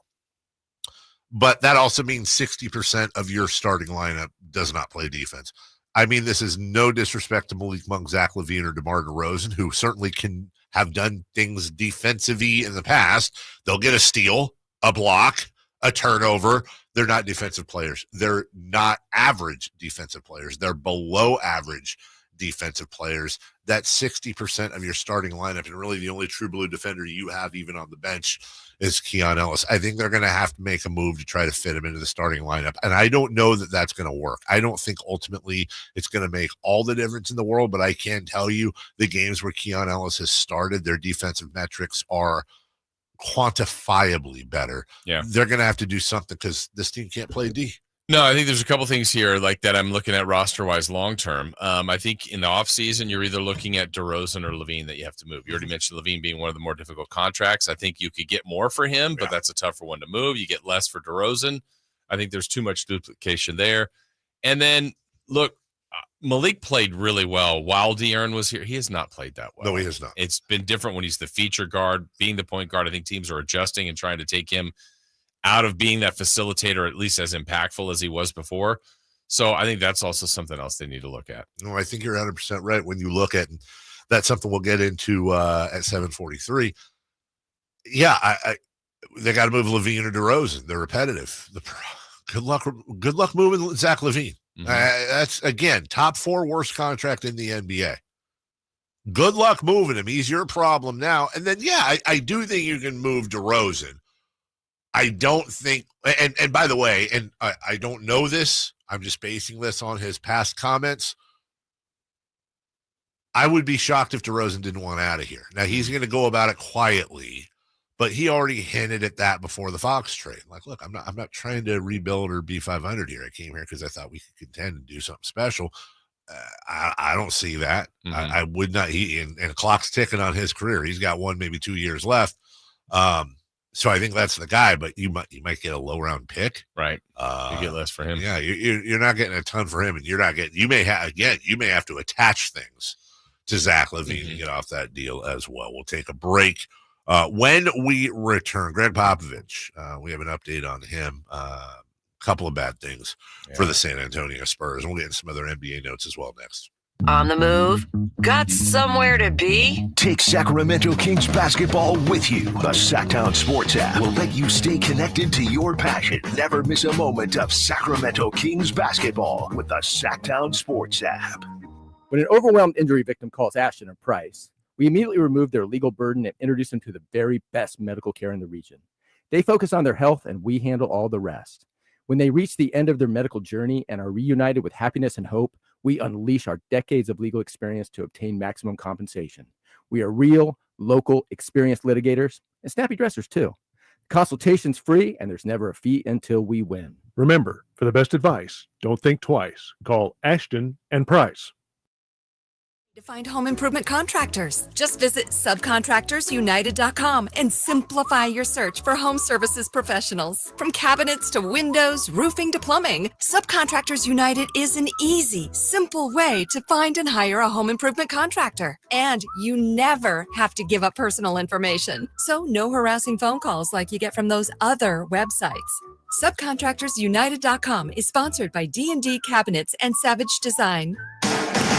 Wednesday, March 5th, Sacramento is where the best wrestle as All Elite Wrestling presents Dynamite and Collision, two of professional wrestling's biggest shows all in one night. Be there live as AEW returns to Sacramento for the first time in 2 years for the final 2 shows before AEW Revolution.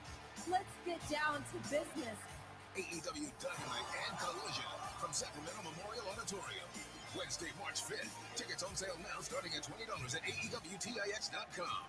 Hurry in and save big during Honda's President's Day sales event at Folsom Lake Honda, your one-stop Honda shop. Hurry in and save on our best selection of new Hondas. Each is priced to sell now. Folsom Lake Honda is your one-stop Honda shop for great pricing on a giant selection of new CRVs, HRVs, Civics, and Accords with low finance and lease options. Plus, get an instant cash offer for your trade. Get to Folsom Lake Honda or go to FolsomLakeHonda.com. Folsom Lake Honda, yeah, your one-stop Honda shop.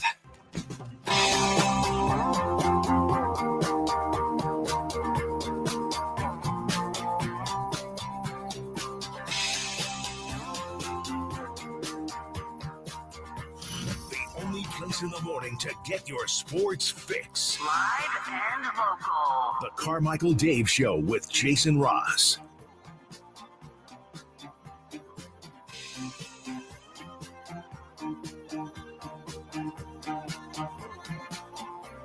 So while we were talking about the Kings in the last segment, you were making a point.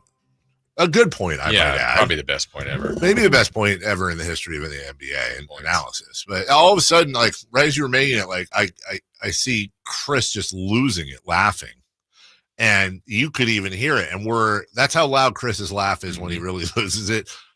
Because we've got 2 things of soundproof glass in between us. And by soundproof, meaning not soundproof. Golf. Right, exactly. Not entirely soundproof. What was it, Chris, that was so funny? So fortunately or unfortunately, I still haven't taken Woj out of my notifications. I haven't either. Isn't that a weird thing? Is that a thing with people on social media? Like, I can't do it. I don't care about St. Bonaventure. But I can't maybe there's do a it. chance that he will have something. But then yeah, exactly. I don't know. Anyway. So did you see his last tweet? No, I didn't. He said, breaking, Woj bombs are history, but now you can be a part of them. Own the iPhones I use to report the biggest stories in basketball. Use link to bid on my original iPhones, NBA draft credentials, dinner with me, and more to help support the NIL deal at whatever NIL deal. And then I go and I click on it, and you can, as of right now, the highest bid for Hold on. Okay, let us guess. What is it for? The highest bid for the iPhone used to break Paul George Kawhi to Clippers story. All right. $2,500. $21,000. As of right now, $350. But he's got the iPhone used to break the NBA suspending the season for COVID phone. Okay, I'm gonna say $2,000. $550. We are very close. Jason would get both phones if he were on The Price is Right. $525. Wow. No. You can get his 2024 NBA draft credential. That was his final draft. His ESPN ID badge. Okay, wait. How much is the credential or the ID badge going for right now? The ID badge $250. All right. The credential $250. I'm not doing that, but I just think it'd be fun. Like if it was like $50, I'd buy it for here. Yeah. Just have one by the hot plate. Exactly. iPhone used for farewell tweet and final NBA draft. 200. 175. $500. Wow. iPhone used for 2023 lottery and draft. That's the Wemby draft, if you're wondering. Oh, How many easy. iPhones? $650. 275. Man, Jason's right Jason's on on this. it. $250. Wow. And those are all the phones. Because I purchased all of these. 2023 NBA All-Star credential, only $90 right now. I mean, good for him and trying to raise money, although it's to pay college kids, so that's weird. I do wonder. I look, dude. I'm never gonna be. I have trouble making fun of this stuff because there are so many things there's a market for that we never thought there would be a market for, like unopened video games and crap like that. Yeah. Like I guarantee someday somebody's. What? Just saying. At some point, one of the Woj's phones will be worth like $10,000. I don't. Okay, I think time has a lot to do with it. Like, what if? Do you get all the contacts? Ooh. I'm guessing it's just like wiped. So like, what's Are even the they ever point? though? Really? Let me tell you something. That is. Now I agree with Chris. I'm sure it's wiped, but let me tell you, if it's Someone not, out there can know how to do that. yo, that's a great point. Now all of a sudden, that's worth a little bit of money, especially Okay, now we might have to all chip in. yeah, especially if you're still on the text thread. So we just start randomly breaking NBA news. But you never, Chris.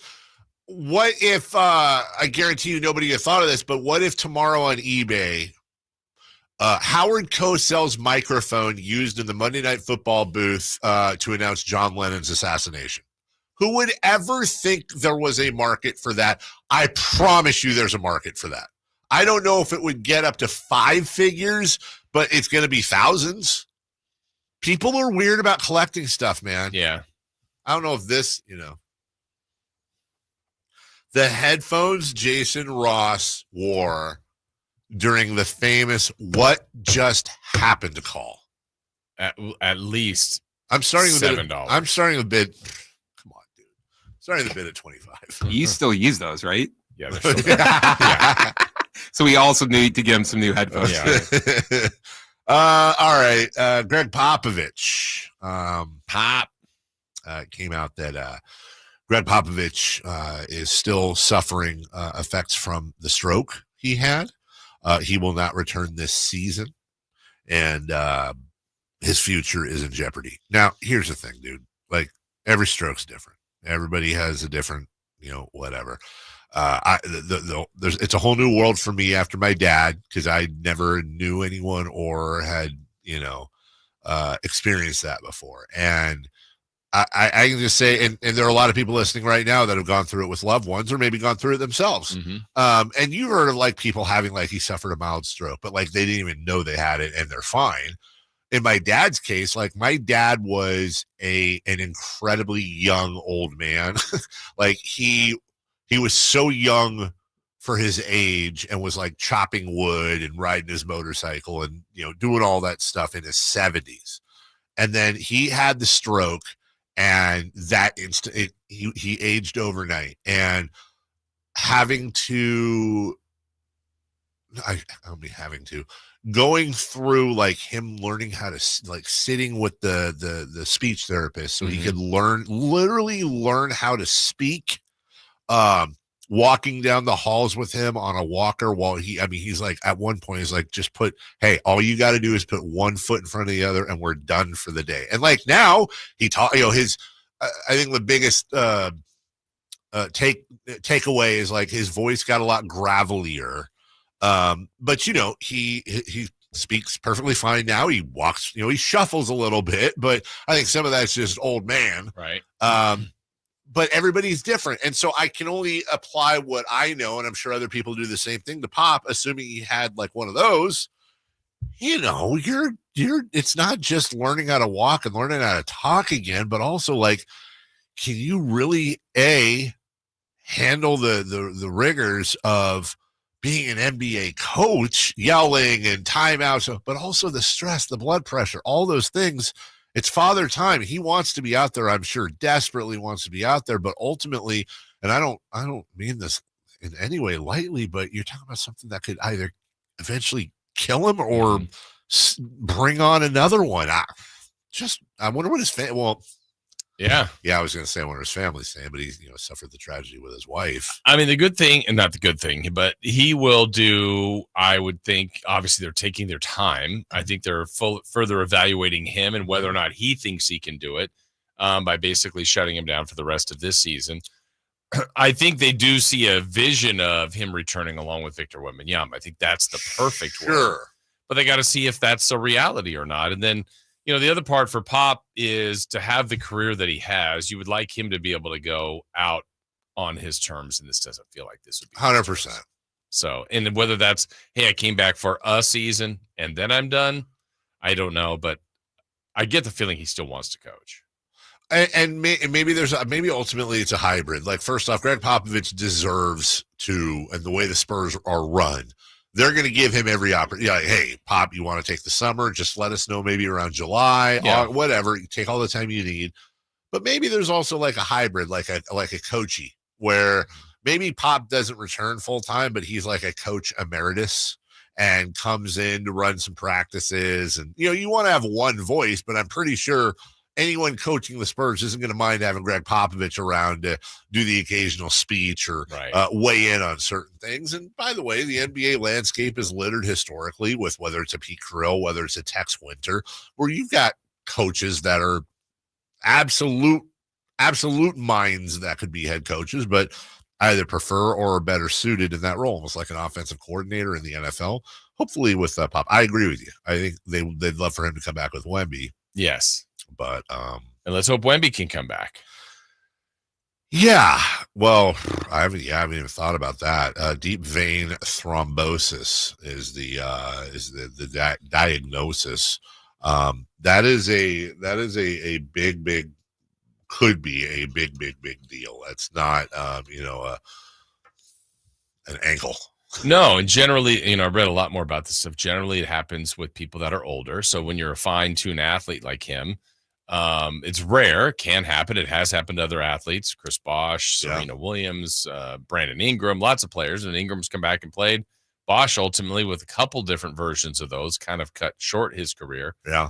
The other thing, and look, this may be speaking out of turn. I just, his body frame, not a lot of people are made that way. And I don't know if that's leading into any of this. I hope not. I hope that's not a byproduct of any of that. But for him, first and foremost, for his life. Yes. Secondly, for his career, I just hope it all works out for him. Well, and you mentioned it, a blood clot that forms in a vein deep within your body, usually in your leg. Right.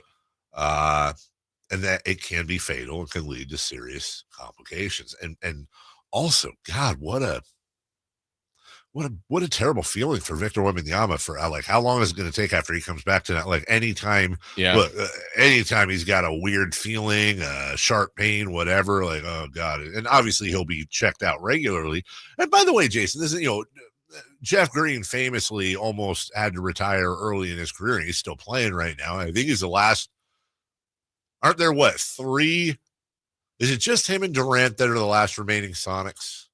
Oh, because I don't think because Westbrook, he never was. So he's obviously, but he had major heart issues. He had to have heart surgery, like the whole thing. They didn't think they thought very likely he wasn't going to come back. So sometimes you're able to overcome these things, and that's certainly what we hope is going on with Wemby. But it's a very, very scary situation. By the way, somebody in the text line said, "Hey, if Pop doesn't come back, do you think that might be a home for Mike Brown?" I don't know, possibly, but I don't know if he's the one. Their number one choice or not. I don't know if he'd be their number one choice. That absolutely. I mean, you can see it. Yeah, you could see it. It would make sense. There's ties, right? And obviously, Fox wouldn't hate that. Also, from the 916, FYI, even if the phone has been wiped, You can use certain software to download all the stuff that was ever on it. Only if the hard drive has been replaced would you not get the original content. God, that's interesting. I'm telling you right now, if you can grab the texts and the contacts, that's worth it. That is 100% worth it. He has to have replaced the hard drive. The Kings are going to trade for Durant. You just go back to every single text he had with Vlade and Monty and whoever. Oh, why is Slamson a contact? What has he been telling Woj all the? It was Slamson all along. We'll take a break. Very quick break. When we come back, put the poll out over the weekend. Was surprised at the results. I've asked this question 5 times to Kings fans at minimum. I've never the results are completely flipped, and we're gonna have a conversation about the state of the fan base and the state of the Sacramento Kings next. Live and local. With everything 49ers. Intercepted by Fred Warner. Dives for the end zone. Touchdown! San Francisco! Paul George went up and caught the ball. Touchdown! The 49ers play on Sacktown Sports 1140. Hey, it's Carmichael Dave for my good friends over at Jiffy Lube, and they want to show some customer love this month with their February oil change deals you can find online today. Visit jiffylube.com and find a service center near you to see these sweetheart deals, get it, during the month of February. Here's what you do. Drive into savings at jiffylube.com today and let yourself save in the month of February. Tell them Carmichael Dave sent you. Hi, I'm Justin Gingery from the law firm of Gingery, Hammer & Associates. When you have been injured by the fault of another, you will want advice you can trust. If you know an attorney you can trust, I hope you call that person. But if you don't, please call me. I promise I will be the attorney you can trust, along with my entire team. I have been helping accident survivors recover compensation for their injuries for 25 years, and we can help you. There is no charge for calling. If you have an injury, just call Gingery. Did you know your skin is the largest organ of your body? Huh? That's why you should shower with Old Spice Super Hydration Body Wash instead of plain old bar soap. Love your skin by super hydrating it with vitamin B3 and glorious notes of vanilla and shea. Did you know that my super hydrated skin is the second largest organ of my body? The first is my heart. Old Spice. Men have skin too. Old Spice Super Hydration Body Wash. 24/7 renewing moisture with daily use. Whether you're tinkering in your garage or tackling big projects, if you know the value of working with your hands, you know Harbor Freight. And you can be confident knowing that at Harbor Freight, you can get quality tools at prices that work just as hard as you do. Because the only thing more satisfying than a job well done is a job well done, well under budget. Whatever you do, do it for less at Harbor Freight.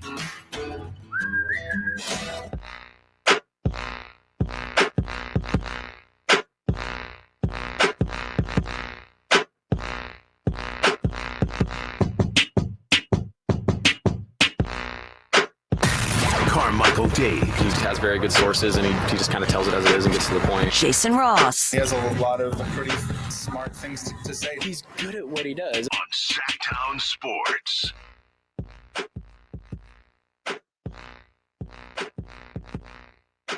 Generally, when I put a poll out on Twitter, on average, maybe 1,000, 1,200 votes. I know I'm shamelessly pumping the poll here. Thank you, Sam. 3,342 votes came in.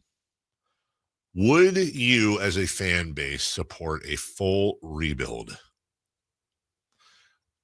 I put this question out at least 5 times in the past. Not once. It's usually, I would say, on average, 65-35 against. No, I don't want to go through that. 77% say they would support a full rebuild. Now, should the Kings win tonight, I'm just going to have a little fun. Should the Kings win tonight, shortly after the game, I'm going to put the same exact question out, just to prove a point. I would be shocked if it was even above 50%. I think it would flip the other way. It's a very fickle response. And by the way, I don't know that that's the right way to go, but here's the, in my opinion, here's the state of the franchise. You don't have a ton of assets. You don't have guys that you're just going to get a boatload. Really, Sabonis is your number one asset. You'll get a decent return for him. You will get positive results for Monk, for DeRozan, for Keegan Murray, maybe Devin Carter. I don't know. Zach LaVine's a negative asset. But the Kings, there's two things that I often will go back and forth with people online with. Is number one, the response, dude, I'm tired of rebuilding. I don't want to go through that again. This team has never rebuilt. They've never gone through a full rebuild. They've sucked, but I guess you have to define what that means to people. Totally makes sense. Being bad doesn't mean you're in a rebuild. It means you're bad and you're trying to get better. A full rebuild. Look at the biggest example is what Sam Hinkie did with Philadelphia. When they're doing great. When they bought him out. Well, it's so funny. Somebody said that to me yesterday. They said, well, look at what Hinkie did. Look at what Hinkie did with Philadelphia. Where'd that get him? I would say this. Got him in the playoffs and got him. They've had a much better last 10 years than we have. No? Better, yeah, I guess they're in the playoffs every year. Have they been to the second round? Have they? I thought they had. Well, didn't they lose to Kawhi? Wasn't that the second or I third think that round? was the second round, yeah. They've been relevant. They've been above 500. They have a superstar in Embiid. Obviously, that's not going well right now. And really, ifs and buts and candy and nuts. Sure. It's one of the big reasons why a rebuild is also a gamble. Is they actually paid to trade up to not draft Jason Tatum and draft current Sacramento King Markelle Fultz. I wonder how things work out differently if Jason Tatum's playing with Joel Embiid.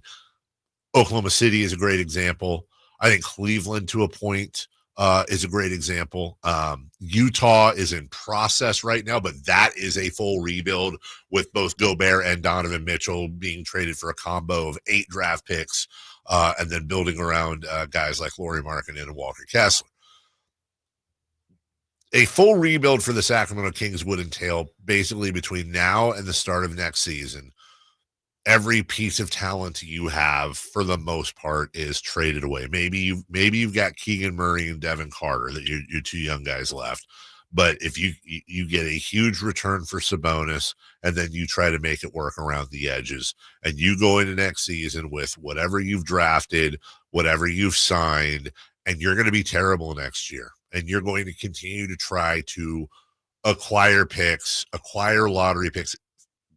By the way, Detroit, another example. Houston, also kind of an example, a little less, of teams that go that route. Would trading DeMarcus have been a rebuild?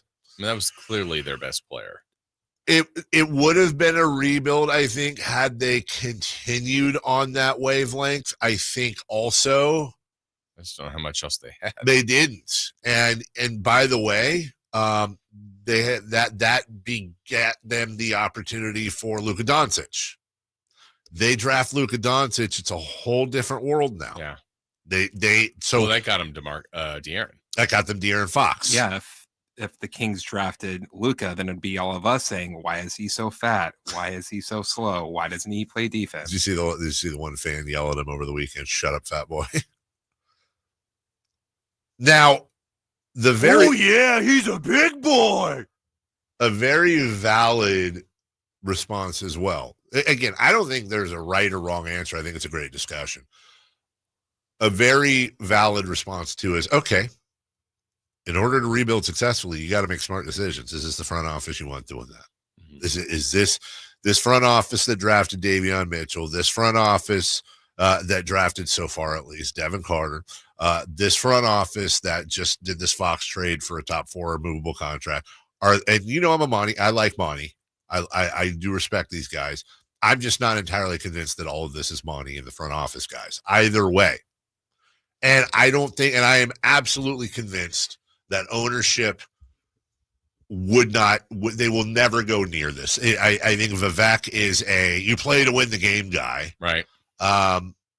But this is an ongoing disease this team has had, Jason. You'll remember the end of the Maloof era. They were desperately trying to hold on to the playoffs with their mid-level exception signings from Mikey Moore on down. They were trying to do anything they could to stay relevant. And then when Vivek and company took over, there was a mandate to get in the playoffs by the time Golden One Center opened, which they didn't. And they've been obsessed with getting back ever since. Right. My question to everybody is this. Is this team not in just about the worst possible position you can be in? And for those of you saying, well, we're 500, I'm saying, okay, but hold on a second, guys.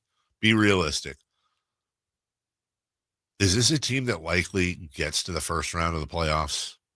I think it's maybe 60-40 against right now. Any reasonable chance other than any given Sunday for them to make the second round of the playoffs? Yeah, I don't feel like they have a very high ceiling. And I think the thing about trading, here's what I felt about now that we've had a little bit of space between the De'Aaron trade. Like if they didn't make the trade and they still had De'Aaron Fox, just to me internally, it still feels like you could maybe talk yourself into going, well, you still have Fox, you have Sabonis, you have Keegan. Like there's still some young pieces. Well, you have DeRozan, you have LaVine. Yeah. I don't, what's their great young piece? They don't have one. Yeah. So that to me is where I do think I like their bench better. So I feel like maybe they've raised their floor, maybe, but I don't think. I don't disagree with that. I don't think their ceiling's very high. I think their ceiling, their absolute top ceiling, is second round of the playoffs. Yeah, and that's with everything lining up perfectly. You got the right matchup. Everything. You got through somebody, Right. and then you just Which means you're not getting your pick this year. That's in Atlanta. Okay. DeRozan ain't getting any younger. LaVine ain't going to change. Sabonis ain't getting any younger. I mean, obviously, you would have done something right in that stretch, but it just, what does that look like with this group? What's the best version of this group? Right, and who are you bringing in that's going to make the difference? Now, who knows? Jokic was in the second round. I'm not. Of course, we're going to acknowledge the unknown, but like we're talking about likely scenarios. Yeah,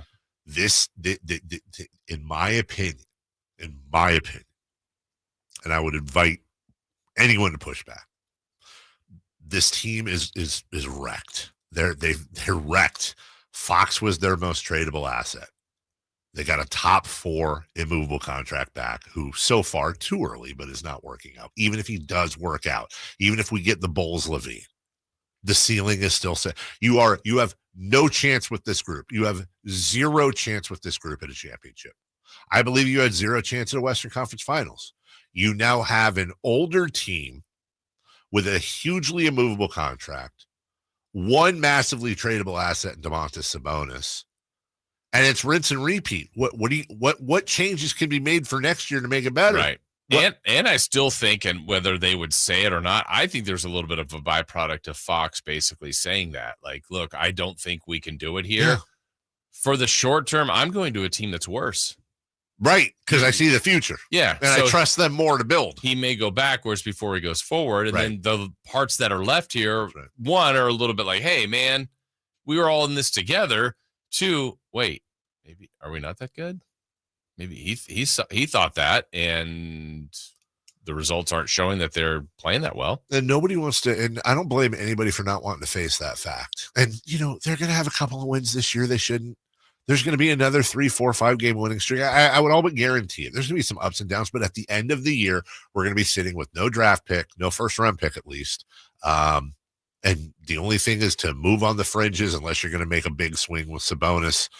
Maybe you'll almost. I cannot imagine a world where DeMar DeRozan is on this team next year. You're gonna move him for something. Now you got him for nothing, basically. I mean, you got him for Harrison Barnes effectively, so that's fine.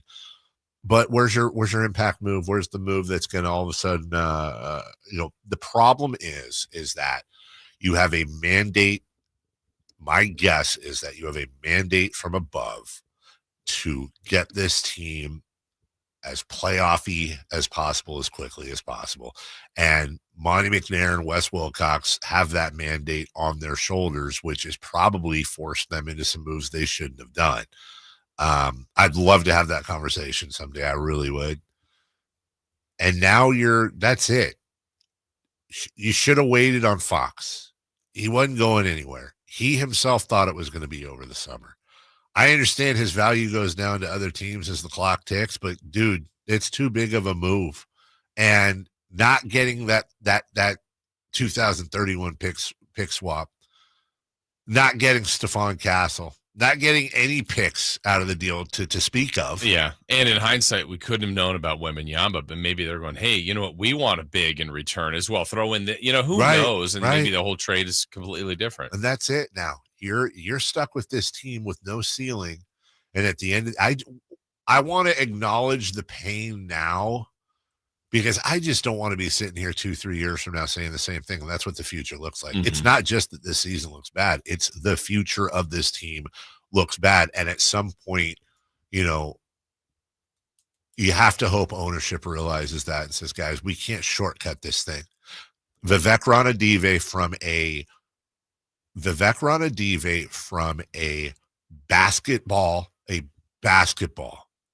basketball perspective has been an unmitigated failure since he took over this club. The second worst winning percentage of any ownership this team has ever had in 40 plus years.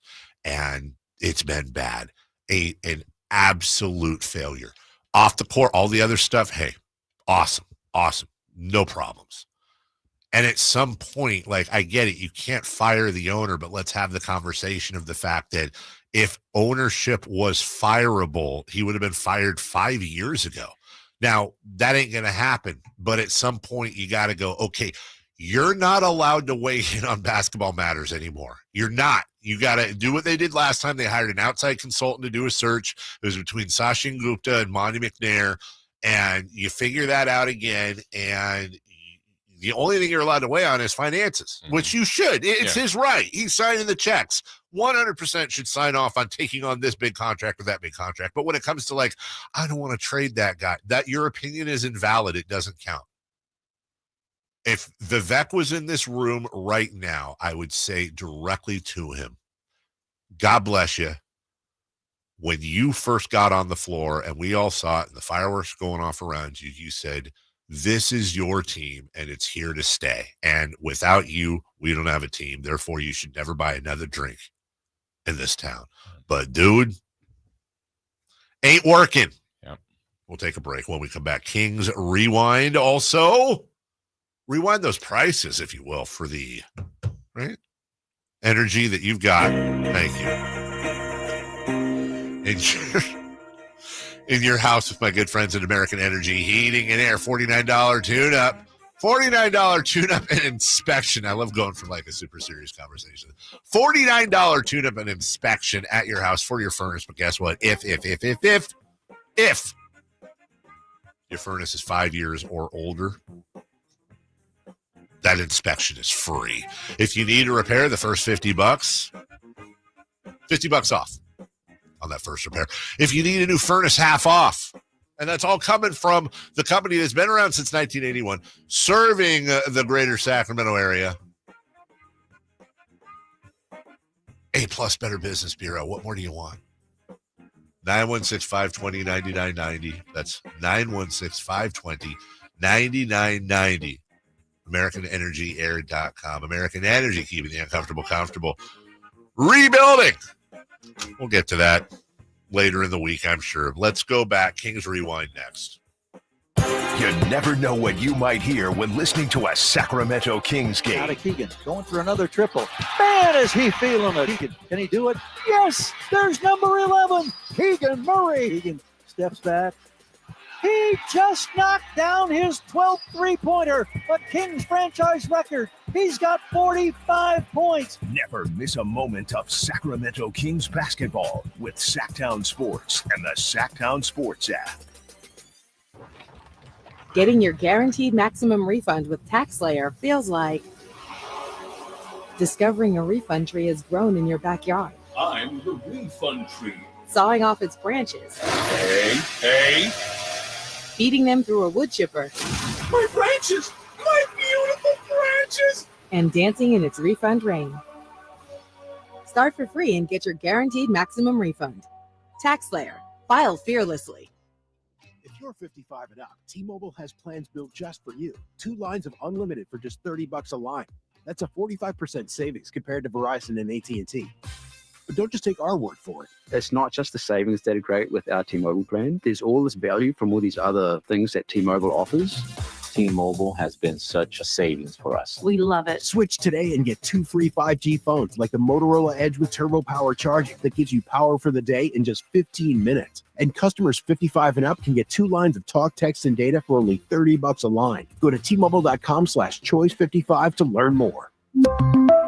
With AutoPay plus taxes and fees, plus $5 per line without AutoPay. Debit or bank account required. 45% off 2 lines versus AT&T Starter and Verizon Welcome. Plan benefits vary. Motorola Edge on us with 24 monthly bill credits and new line for well-qualified customers, plus tax and $35 per line connection charge. See details at T-Mobile.com. Motorola Edge requires 68-watt charger. Charger sold separately. Actual performance will vary based on usage and configuration.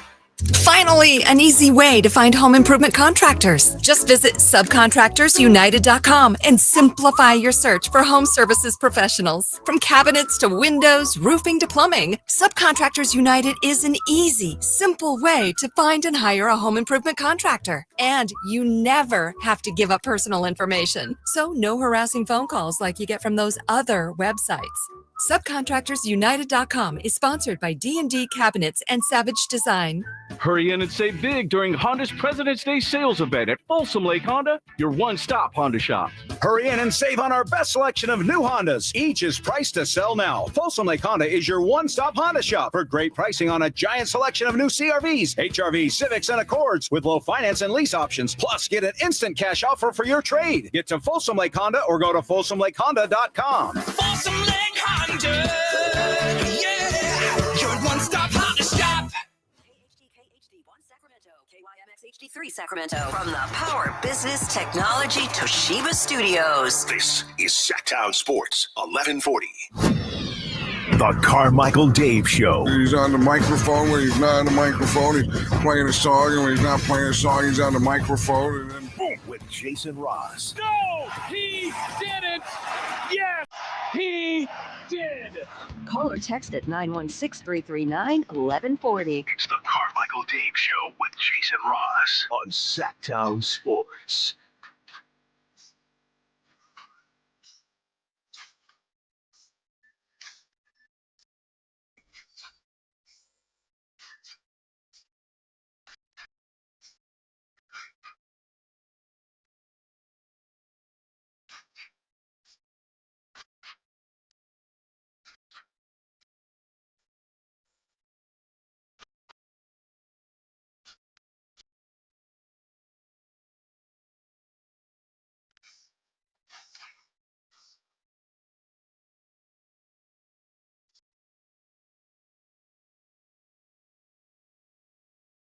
Oh, the music stopped.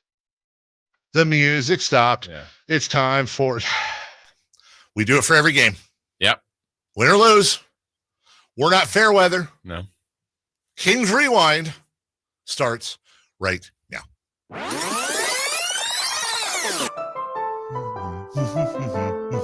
I do not like this game, but hey, here we are. All right, well, the return to action for the Sacramento Kings was greeted with great anticipation as they were rested, they had a practice, and their rivals from the Bay were visiting G1C. I can't wait to kill you. The Kings and Warriors were hooking up for the third time this season as the Kings had won the first two, and they were hoping to secure their season series with the W. You want some? Come get some. That's what I'm talking about. Well, the Dubs had a new look with Jimmy Butler, fresh confidence with a championship guarantee from Draymond, and the All-Star Game MVP Steph Curry all ready to go. So? The vibes were flowing. The energy was palpable. Energy was right now $49 tune-up. If your system's 5 years or longer, it's free. Yeah. Oh, I just did that. Oh, yeah. Oh, my bad. Well, it was palpable. And the scene was set for a great night of basketball. We're going to go nuts in there. An early back and forth between each team was a balanced attack by Golden State, while the Kings relied on DeMar DeRozan, who scored 15. Daddy Rose came home. Y'all didn't deserve him neither. Yeah, 15 in the first quarter. You didn't deserve it. We deserved that. Yeah, I get so. The opening quarter was an ominous sign for the Kings as they shot poorly and compounded that with 7 turnovers. All right, that's illegal. I may not know much, but you can't just steal the ball from another player. By halftime, the separation had grown to a 15-point deficit. The staggering stat at halftime, the Kings were still careless in giving the ball away, and the points off turnovers was 20 for the Warriors, 0 for the Kings. Oh, that's much worse. Yes.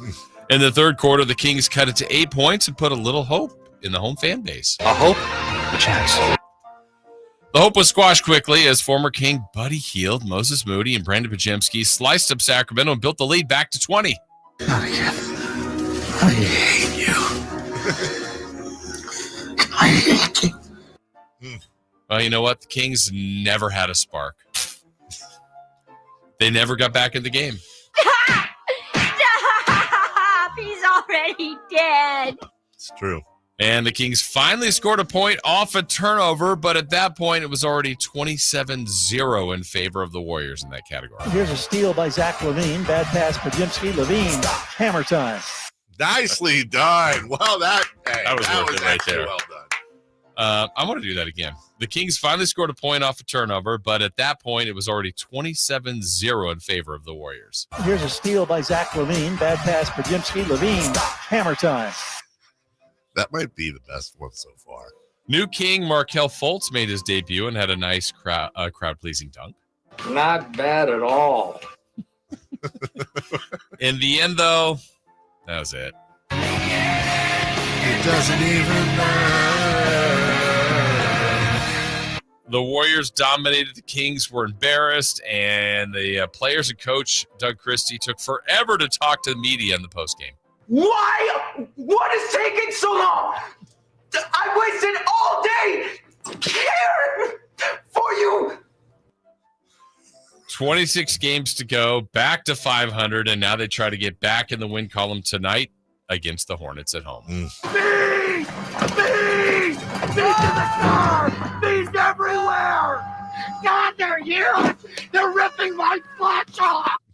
You're defenseless. Oh, Chris. There you go. Hey, now you know how that thrilling game played out. Honestly, that was my favorite part of the game. The rewind? The rewind. Oh, boy. Play the LaVine one more time, please. It's so good. Here's a steal by Zach LaVine. Bad pass, Pajemski. LaVine, hammer time.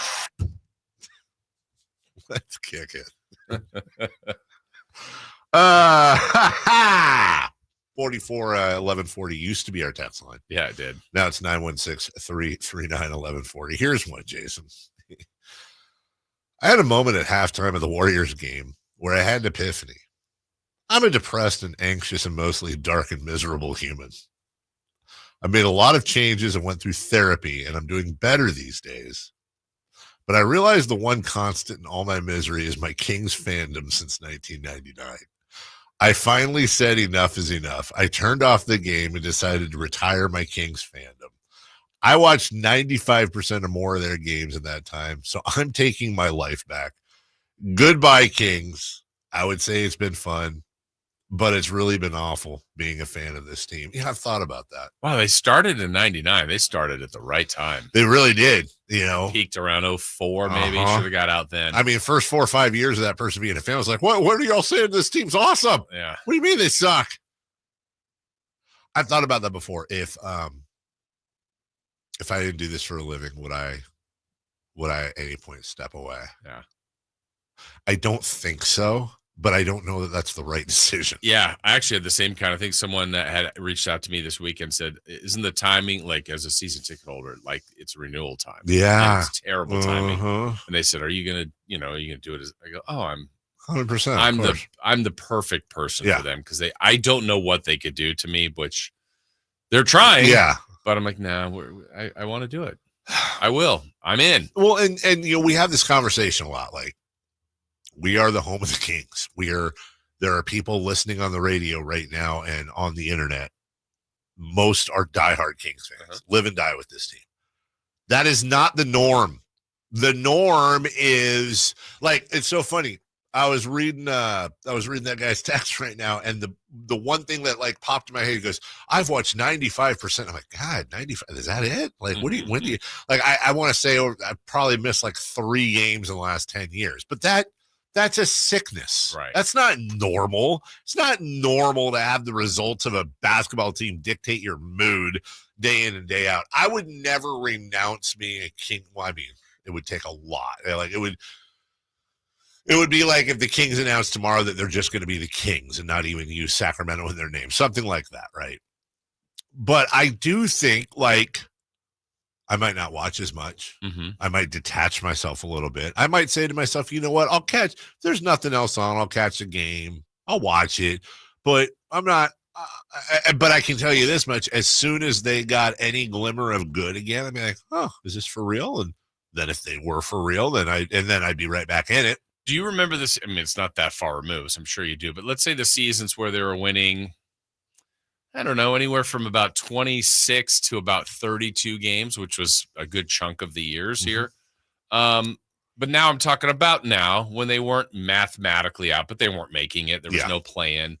Did you watch every game? I mean, you had to for this job, I guess. I wouldn't have. But let's say it's a Friday night. You also know there's a Sunday game. You're like, the Friday game probably not going to talk about as much on Monday. You're right. And there are 14 games out. You're like, yep, you're right. Nope, I might watch. You always know what happened. Yeah, but you know what happened. You read the box score, Yeah. and I'd probably watch the beginning, and if they were getting blown out, which they inevitably would. Yeah, but if they're in it, you're like, okay, I'll watch, see if they can win this game. Yeah, because the play-in, I would say, has helped for a lot of teams, and certainly helped this team because right now they're in that spot. Yeah. But I would think even if they weren't and they were a game or two out, you'd still have that belief and hope or opportunity. But gosh, you just like to see it better for longer stretches. You really would, man. Honestly, for everybody. I think, you know, like if I was in the dating world, I think the biggest green flag you could have would be a Sacramento Kings fan. I mean, you'd be a little mentally imbalanced, no doubt. What's the matter with you? But talk about loyalty. Yeah. Like, that person ain't going to cheat on you. They're not going anywhere. Like, they are absolutely the most loyal people in the world. Good morning, Dwayne. Hey, what's up, fellas? Hey, it's all right, man. It's gonna be all right. We're still 28-28. Just gotta figure out, you know, how to play against these other teams. But I'm gonna say this. You know, I'm disappointed in Monty McNair because after all this, you still don't have the athletic wing, still don't have the 3-and-D guy, and now you don't have a true point guard. So I'm not sure how that happened. You're not running a real point guard out there, bro. That's gonna be hard over 4 quarters. And so my main question is, what's up with Carter? Because we drafted him pretty high, and he's a point guard. I know people dispute that, but I think he's a point guard. So I'm wondering why he's not getting in the game if we need a point guard out there to run the show. So let me know what you think, fellas. Have a great day, man. Thank you, Dwayne. Appreciate the call. I would say this, Jason. The scary thing about Devin Carter, look, Devin Carter's played like 17 games in his career. Like, I'm not saying not a finished product. Not at all, but he is 22 years old. Mm-hmm. And that does kind of fit the Monty McNair MO, you know, Keegan Murray, Devin Carter, Davion Mitchell, Tyrese. Yeah, these are all, he has an affinity for the older, high IQ style players.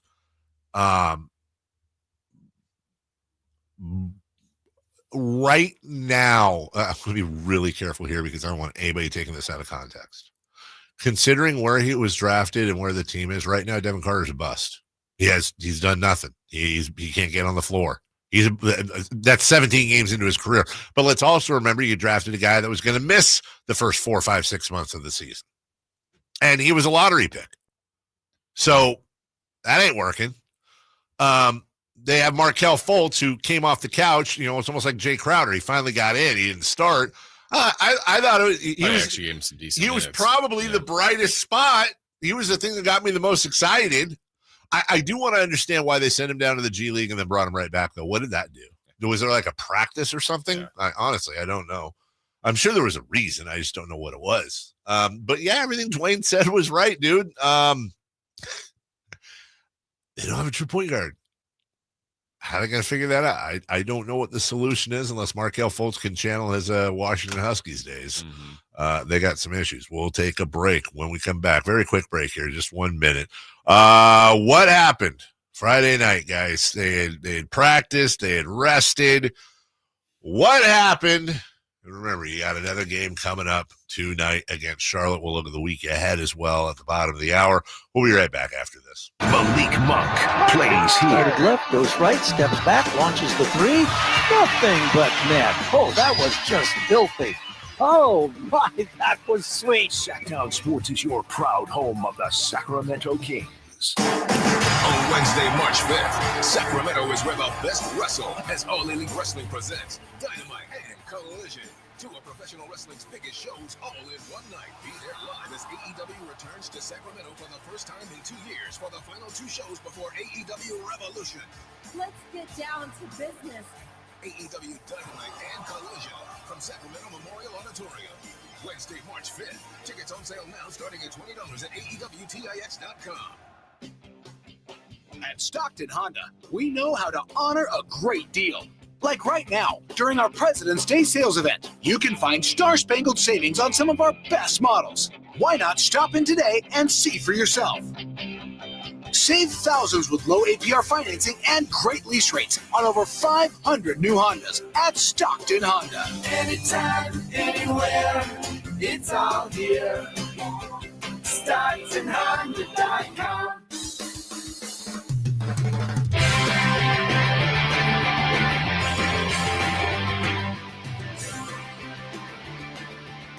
The Carmichael Dave Show with Jason Ross Call or text at 916-339-1140. on Sacktown Sports.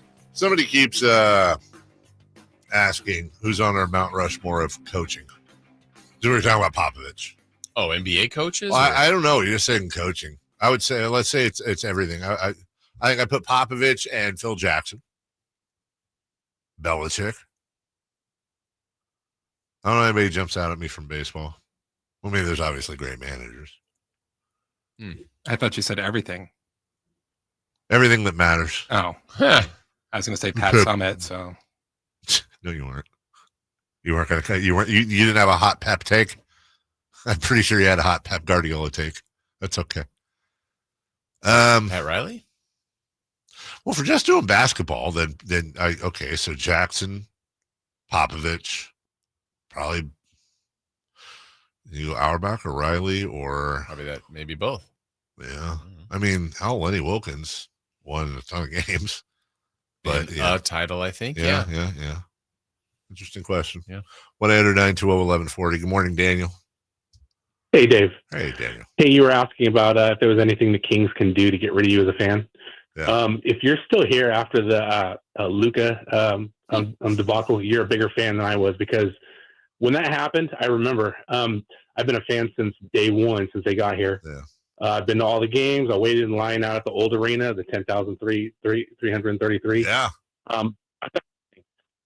When that trade happened, something snapped in me. I haven't been a big fan since. I don't care if I miss a game here and there. I really don't care. It was that. So if you got past that, I think you're a big fan, and I don't think anything can break you. Well, let me ask you this though. So, what did you come back for the Beam team, or are you still disengaged?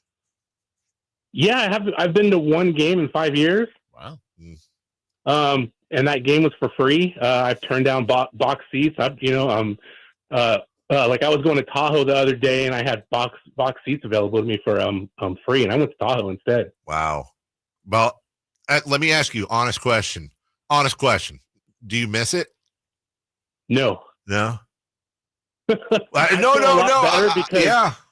I used to live and die with the team, and the team sucked for so long. It made me a miserable person. God, this guy Dan's really speaking to me right. You're channeling Dave. Look, it's never going to happen. I can't quit these guys. But yeah, but if you got, I don't even know if this would be a scenario that's not realistic. But if you got into like a completely different line of work, I don't even know what that would be. But let's just say you did. Yes.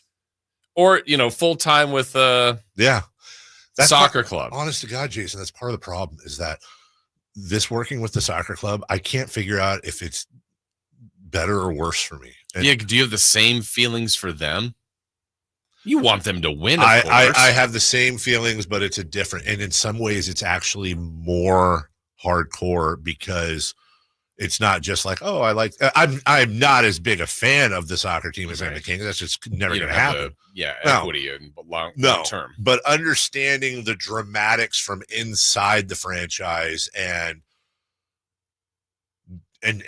dealing, I say dealing like it's a bad thing, and interacting with the fan base from the completely opposite angle that I do with the Kings, it part of me is like, it's actually made me more frustrated with the Kings because I think I have a more educated idea now on how things work within this franchise. And also when I'm looking at it differently when they do things or don't do things. And I'm going, why would you do that?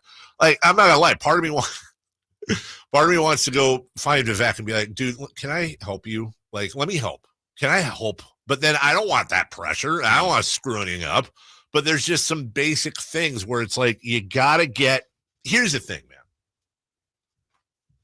And this isn't universal. Nothing should be painted with a broad brush. I didn't know any rich people before the Kings threatened to move. I didn't know any. I mean, the richest person I know is like my buddy's uncle. And then during the relocation, I got to know a bunch of rich people. And I learned very quickly that, and this is especially true, I've found with, weirdly enough, with self-made.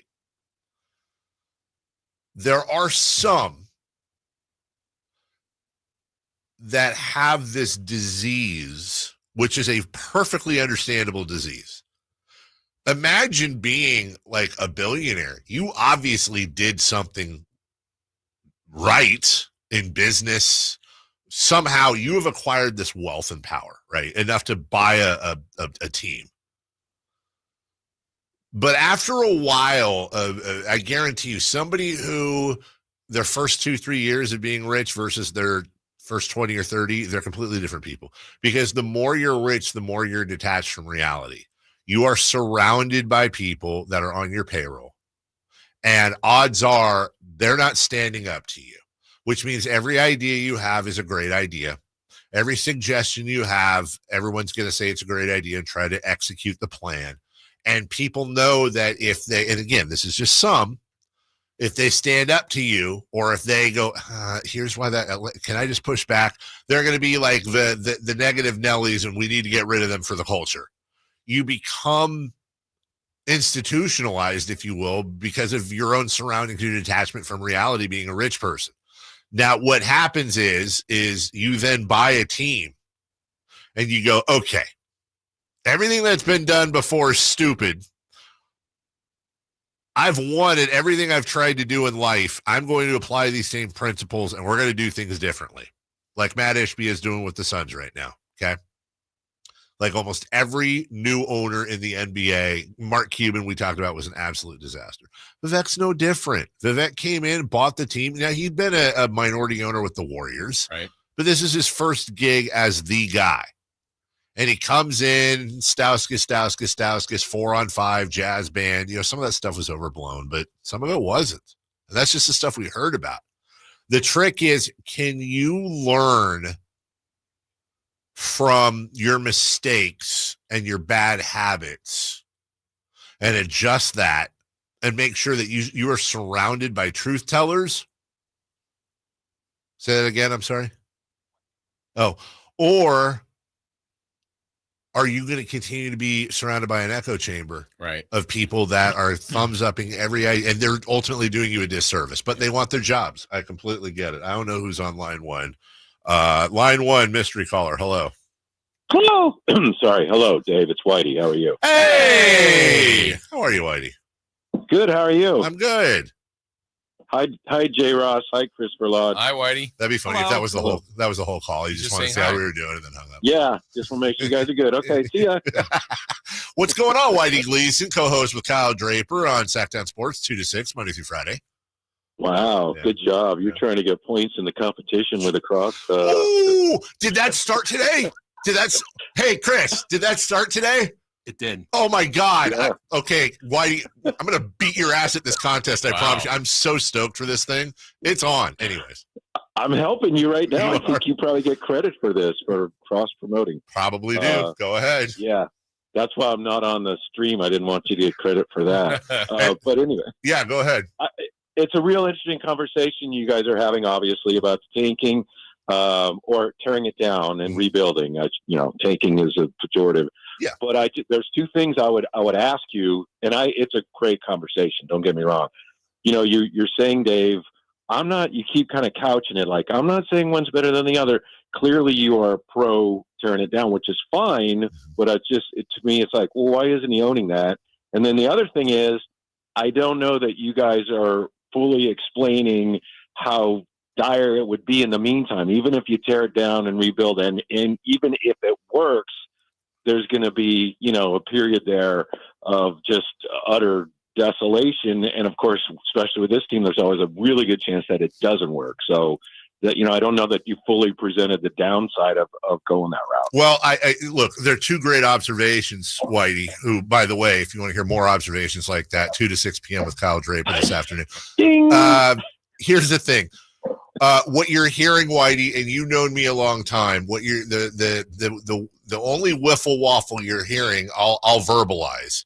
I'm having this conversation just from my angle. Not, Jason can speak for himself in a very binary way. I do not believe that this team can compete for a championship. I think their ceiling is second round at best, and that's being very nice. And it's not like they're loaded with this young talent that could eventually take them over the top. I think I get all that. I understand all that. Right. I think that's valid. Yeah. But here's the other part of the conversation, and what you're hearing is, if I'm correct, and ownership is meddling in the front office, and that is an ongoing disease. And even if ownership is not meddling whatsoever, I don't want to assume. I don't trust, as of right now, based on the past, this front office and this ownership to guide us through a rebuild properly. If I owned the team tomorrow, Whitey, I would tell you this much. I'd fire everybody. I'd go out and I'd get the best general manager money could buy. I'd start with Sam Presti. I'd offer him a record deal. If I couldn't get Sam Presti, I'd move to Brad Stevens. I'd move to on and on the list until I found somebody with a proven track record to come in. And I'd say, I'll be involved in financial decisions, but other than that, you have carte blanche to do what you want, and I would step away. That's the reticence you're hearing, is that I don't think that's going to be a reality. But Whitey, I don't think this team's broken, and I don't see how you fix them. I think for the rest of this year, in my opinion, and again, I understand your point. Totally. It's hard to push back on them, but I would just say this year, their best bet is to see if you can salvage this and then reassess at the end of this season. The worst thing that could happen, to your point, is you end up like getting into the play-in, getting knocked out, but still win enough games where you lose a draft pick. That would be the worst possible scenario. But I just think still for this year, it's about trying to accomplish what you can accomplish. And then in my opinion, that's in the off season is when you're starting to look at some of these really, really existential questions. No, I don't disagree. They're stuck in whatever this year is going to be. I mean, trade deadline's gone. They're not, they got to do what they got to do the rest of the season. And then you got to make a decision on Doug Christie. You got to make a decision on this roster. I know we got a break here. What I'm afraid of is that they're going to have this thought that, hey, we're not that far away. Let's try to add, instead of saying, guys, what is the real? And by the way, I don't think DeRozan's going to want to be here either, so that'll help them make a decision. But it's a good point, Jason. I'm sorry, I've been yammering. No, I think these are all. I'm just glad Whitey called in. I am too. Now, here's the thing. It says week 1. Chris, help us with this. I know we got a break. Week 1, it's a point. Well, it's a guest-related thing. So do we not get any points for this in week 1? No. So I get 50. I get 50 points for this. That's a 50-0 run. Can you call back in 2 weeks? Because I'm seeing right here, week 3, we get points for cross-promotion. Right now, the only way you could have helped us is if you were on video and you shared it, Whitey. Right. That's not going to happen. We need a timeout. That's a 50-0 So you run. feel like the Kings are stuck on the old hamster wheel, huh? That's kind of where they are, in your opinion. Just kind of round and round and round, not really getting anywhere. This is Mikey Moore, Sharif Abdul-Rahim, every year a mid-level exception, end of the Maloof era, trying to hold on to the playoffs. I'll ask you directly, and then we'll go to break. Whitey, do you think this team's ceiling is anything beyond first or second round of the playoffs? Best case scenario? Second round would be phenomenal. I agree with that, but I think that would be overall a positive, even though, like you say, doesn't mean you're going to get much further, but I think fans would enjoy that if that's what you could accomplish. By the way, I don't think they will. Monday through Friday, 2 to 6 p.m., Kyle Draper, Whitey Gleason leading all the way into Kings pregame, for example, this afternoon. Whitey, I just saw your text asking if you could come on and talk. Whitey, I brought you pizza in 7th grade, dude. You can talk on any show I'm part of anytime. You don't have to text. Just call in. Kick the door down. I'm being respectful of you, and it's hard for me. Don't do that. Respect Jason, not me.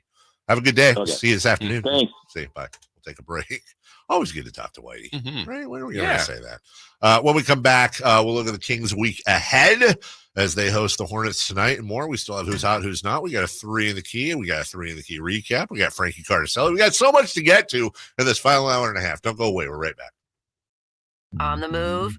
Got somewhere to be? Take Sacramento Kings basketball with you. The Sacktown Sports app will let you stay connected to your passion. Never miss a moment of Sacramento Kings basketball with the Sacktown Sports app. Someone had a birthday. Yep, 50. Can't believe it. 50 years of wisdom. Great segue. We have health news, a CDC update. Pneumococcal vaccination is now recommended for adults 50 or older. Says here, we're over 6 times more likely to be hospitalized with pneumococcal pneumonia than adults under 50. I don't love those odds. Same. Look what I found. Pfizer's Prevnar 20 is proven to help protect adults against pneumococcal pneumonia and invasive pneumococcal disease in just 1 dose, and millions have already gotten it. Continued approval may depend on a supportive study. Don't get Prevnar 20 if you have a severe allergy to its ingredients. A weakened immune system may lower your response. Common side effects include injection site pain and swelling, fatigue, headache, muscle, and joint pain. For full prescribing information, please call 1-855-213-2138. Visit Prevnar20.com or talk to your doctor or pharmacist. I'm on Prevnar20.com now, scheduling my appointment. Good idea. And happy 50th. Hurry in and save big during Honda's President's Day sales event at Folsom Lake Honda, your one-stop Honda shop. Hurry in and save on our best selection of new Hondas. Each is priced to sell now. Folsom Lake Honda is your one-stop Honda shop for great pricing on a giant selection of new CRVs, HRVs, Civics, and Accords with low finance and lease options. Plus, get an instant cash offer for your trade. Get to Folsom Lake Honda or go to FolsomLakeHonda.com. Folsom Lake Honda, yeah, your one-stop Honda shop.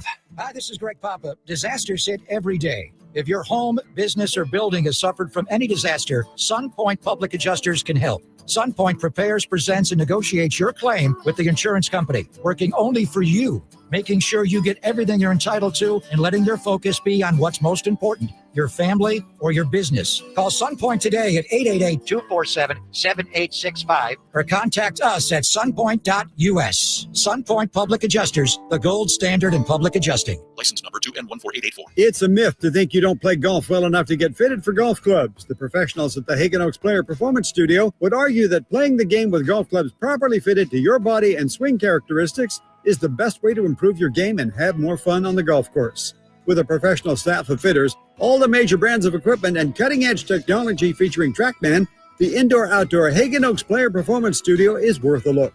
See for yourself, Fulton Avenue at the Cap City Freeway. Schedule your fitting at 916-808-2531, 808-2531. You know, when it's all on the line, you need a big-time closer, and that's especially true when it comes to your garage door. And that's why I recommend National Garage Door, 638-4554. Whitey Gleason here for National Garage Door. Whether you're looking to repair an existing door or get a brand new one installed, you need National Garage Door. Family-owned and operated. They've been around since 1974 because service is their number one priority. National Garage Door are the region's BSE. It's broken spring experts. Styles, prices, and quality of the new doors will amaze you. Our garage door was starting to sound kind of, and that's not good. So Kevin from National Garage Door came out. He said patching up the old one was an option, but we're getting a new garage door. We're pretty happy about that. National Garage Door sells quality Rainer branded garage doors. They offer sales, service, and installation on all residential and commercial doors and operators. If you have garage door needs, old ones coming apart, or you're looking to improve your curb appeal, let National Garage Door come through for you in the clutch and be your closer. 638-4554,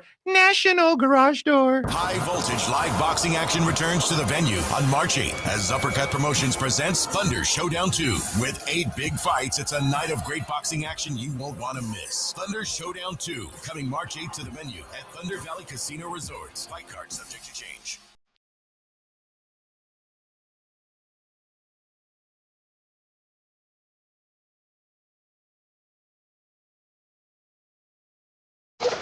Waking you up with the best in local sports. They just make it interesting, you know? It's the Carmichael Dave Show with Jason Ross on Sacktown Sports.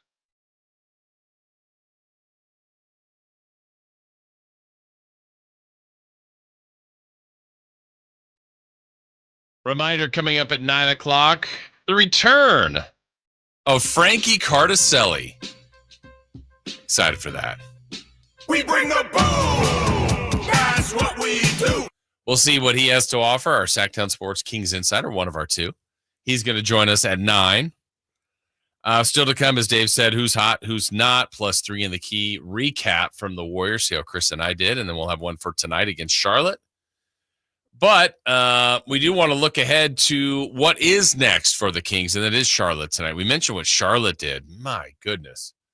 They got absolutely crushed the other night in Portland. So this is their first game since getting embarrassed by, 50 points or something like that? It was just an awful, awful game. Kings coming off an awful game, coming off a players and Coach Christie meeting. So, sometimes you have to have those. It's too bad that you had it right out of the All-Star break when you're rested and had a practice, had a film session, have everybody healthy, and you're playing your rival in a game that felt really important. A lot of people I know last week at the end of the week when Dave was gone and I was in, they were talking about the importance of that game and how they felt like that was the game, was going to kind of give them, to see if the Kings are really back and have vibes going the right way. And if that was the game you were waiting on, the answer is no, based on that. Now, the week ahead, it feels like these next 2 games become really, really important for their own personal beliefs. Look, we can all think what we want about the Kings, whether, when Whitey just called, whether we think, hey, look, their ceiling at best would be a playoff appearance, a first round, a play-in, whatever it may be. Whatever you feel like you think they are is one thing. But I feel like tonight is kind of their own personal validation of the team they can be. And it's really less about the Hornets. Yeah, they're not a great team record-wise, but it's you kind of just got challenged by your head coach. And generally, when that happens, you get a better performance out of your team, and that begs the question, why can't this happen more? Well, the Kings are about this team. That's like the famous saying, you are what your record says you are. And you could have injuries, you could have the perfect year of health, whatever it may be. The Kings have had some breaks. They've had some things go against them, but they're a 500 team, and that's their record. That's what it looks like. That's what they've played like.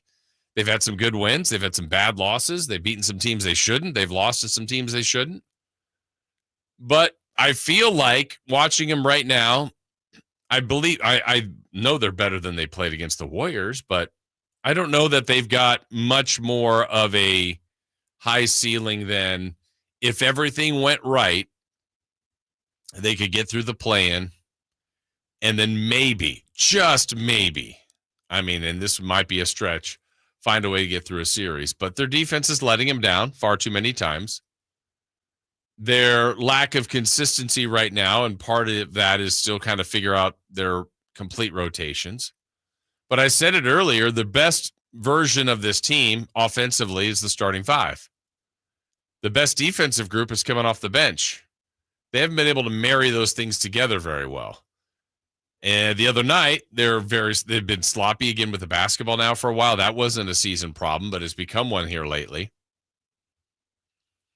Lack of maybe continuity together, even though it's really, if you look at the starters, it's really Zach LaVine is the new person, really. I mean, the other 4 have been here a while. DeRozan for the year, but the other 3 have played together a long time. Keegan, Sabonis, and Monk.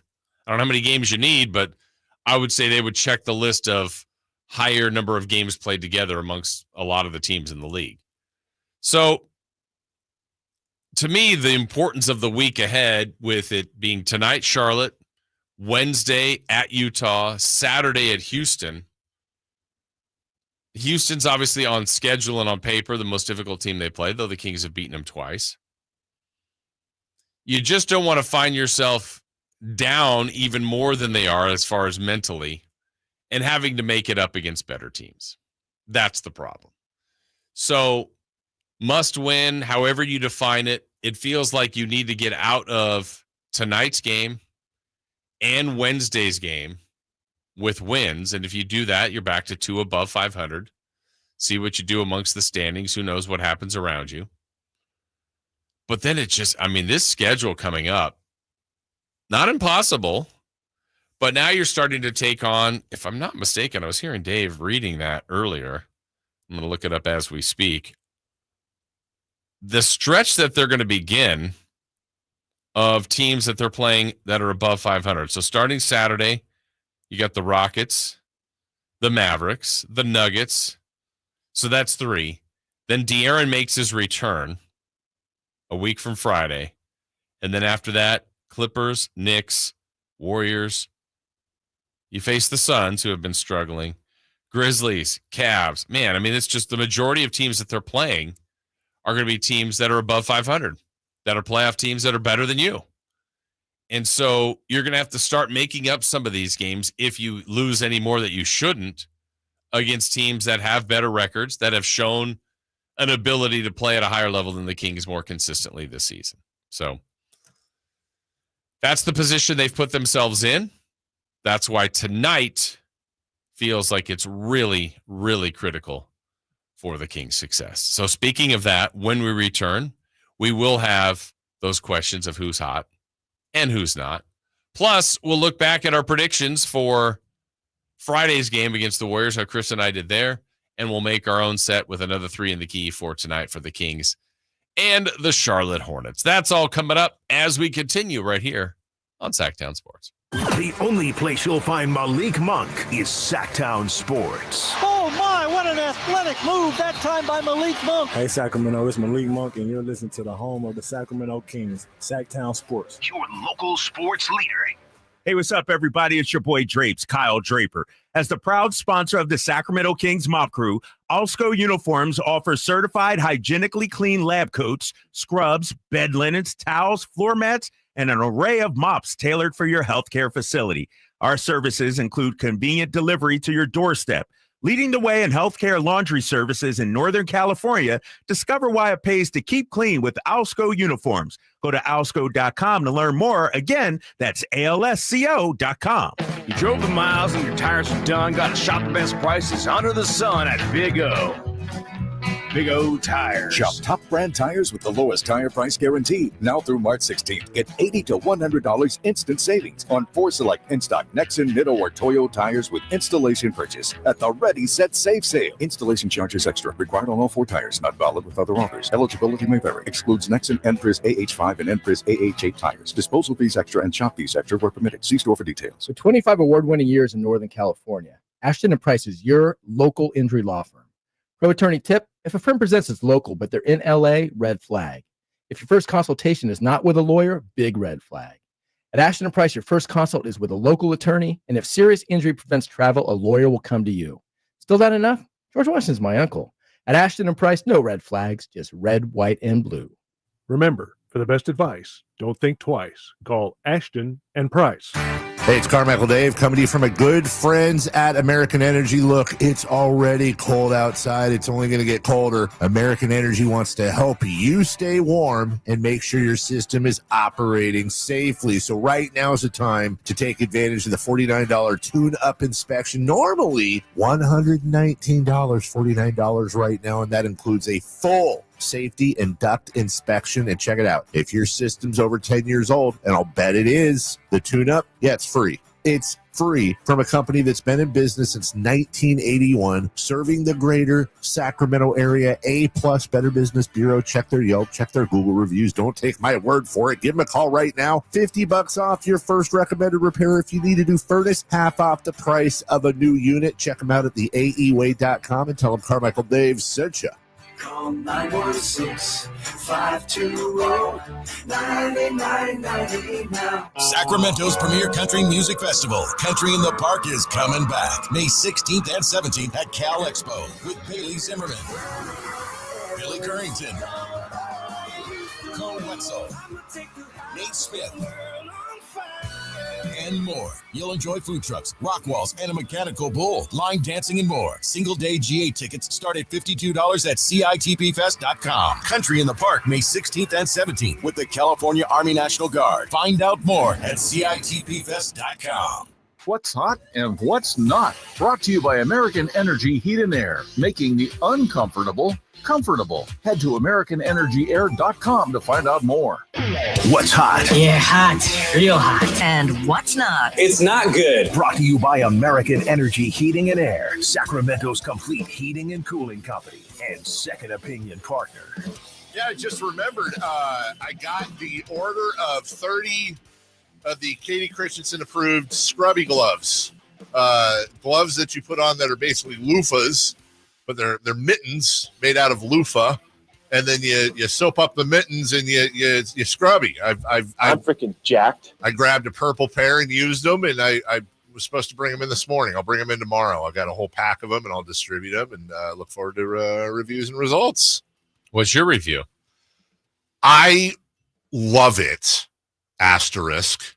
The only thing is that, okay, so you know, like when you put soap on a loofah and it like super suds, and like I've never I every time I've used them a few times now, I have to re-soap halfway through because the soap goes away. Like on the loofah, that doesn't happen. In fact, I have to like keep squeezing the soap out of the loofah when I'm done. With these, like I have to re-soap up, but I got a lot more control, I guess, and I won't share that, but it's just it's weird. With a loofah, you have a degree of separation when you're scrubbing. With your hands in mittens, you don't. So you're kind of just really, in effect, rubbing your hands all over your body in the shower. But it's also, you have more control. Mm-hmm. So, and you like the control. I do like the control, just like Janet Jackson. Yes. So I'm curious. They call her Miss Jackson. If you're nasty, I am curious as to where you guys will stand on that. In the meantime, I'm also curious as to who's hot. Shai Gilgeous-Alexander. Yeah. He scored 37 last night, and this is interesting. In each of his last 51 games, Shai Gilgeous-Alexander has scored at least 20 points while playing under 40 minutes. No other player in NBA history has done that in more than 30 consecutive games. I haven't figured out how I feel about Shai Gilgeous-Alexander. Like, he's obviously an incredible... Hard and light? Huh? Hard and light? He's obviously a very talented player, and he's going to probably be second in the MVP this year. Like, he's super duper good. But also, like, God, is he like a more watchable James Harden when it comes to, like, I don't know if I'm good with his ethics in the game. Like, he is kind of a free throw merchant, but also, like, don't foul him. Because it's not like Oklahoma City Shai Gilgeous-Alexander is getting some conspiracy whistle. Like, the fouls are happening, right? But also, like, it just takes away from the game. I'm still stuck on the idea. Was it Simmons that had it about a month ago? Somebody had an idea. We talked about it. We're like, what if, for the sake of the game, there were no free throws taken during the game? Mm-hmm. Okay. And then end of the game happens and all the free throws are taken. so like, let's say you stopped it with like 2 minutes left in the game. And then everybody lined up for what was basically a free throw contest. And like, oh, Shai Gilgeous-Alexander has 12 free throws coming to him. Steven Adams has 2. And you just run through and everybody takes their free throws at once and you make that into a thing. It's probably a terrible idea, but I'm a little intrigued by it because it does stop the game so much. Yeah. SG might have more than 12. It's great. Can you imagine 2 minutes left? All right. Shooting 16. Right. It's time for the Mattress Firm free throw contest. And then, all right. Who's not? That would be, I lost my spot. That would be the Charlotte Hornets. Careful. Oh, boy. Last night, they lost to the Blazers by 53 points over the weekend, 141-88. And they, the Portland Trail Blazers have lost 2 games by 40 or more points. So the Trailblazers became the first team to have a 50-point win in a season while having multiple 40-point losses since the testing you to see if you know. I do know. Jason? Kings. The Sacramento Kings is what Jason says? Baltimore Bullets. The Baltimore Bullets is who it was, Jason. In the 70-71 season. Yeah. That's not good, man. But can we make a rule that whoever the Kings are playing that night, you're not allowed to do it who's not on? Because you might jinx the Kings. I'm just the last time I did that, the Kings won. Oh yeah, what was that? That was just like a week ago, wasn't it? Or 2 weeks ago? A couple weeks ago. And you got all that is true. upset about it. I just don't like playing with the thing on top of the thing. But that's also like when people are like, every single thing that every fan does at home or at the stadium makes a direct impact in the game. I like anytime I post something negative on the Kings, about 1 out of every 3 negative posts, there's always like that guy who's like, curse John Fisher. And to your point, Jason, it's like, you're right. Because everything was amazing before the Kings hooked up with the A's. Everything was fantastic. It's 100% the curse of John Fisher. Hell, you could argue that the Kings might curse John Fisher. The A's had more success over the last 20 years than the Kings have. Who are we fooling? Won't get fooled again. Won't get fooled again. Guys, I didn't get a call from the Kings during the break. I missed the last segment. Everyone's like, "Oh, you got a call." I guess I get it. It was a soccer thing. It was. Thank you, Jason. I wanted to play a game of semantics. You wanted to what? Play a game of semantics. What? Oh yeah, the Kings didn't call you, but maybe someone working for them did. You're so stupid. That's how rumors get started. All right. We got to recap 3 in the key, don't we? Yeah. Okay. Kings Warriors. I was not a part of this, but I'll play along. Okay.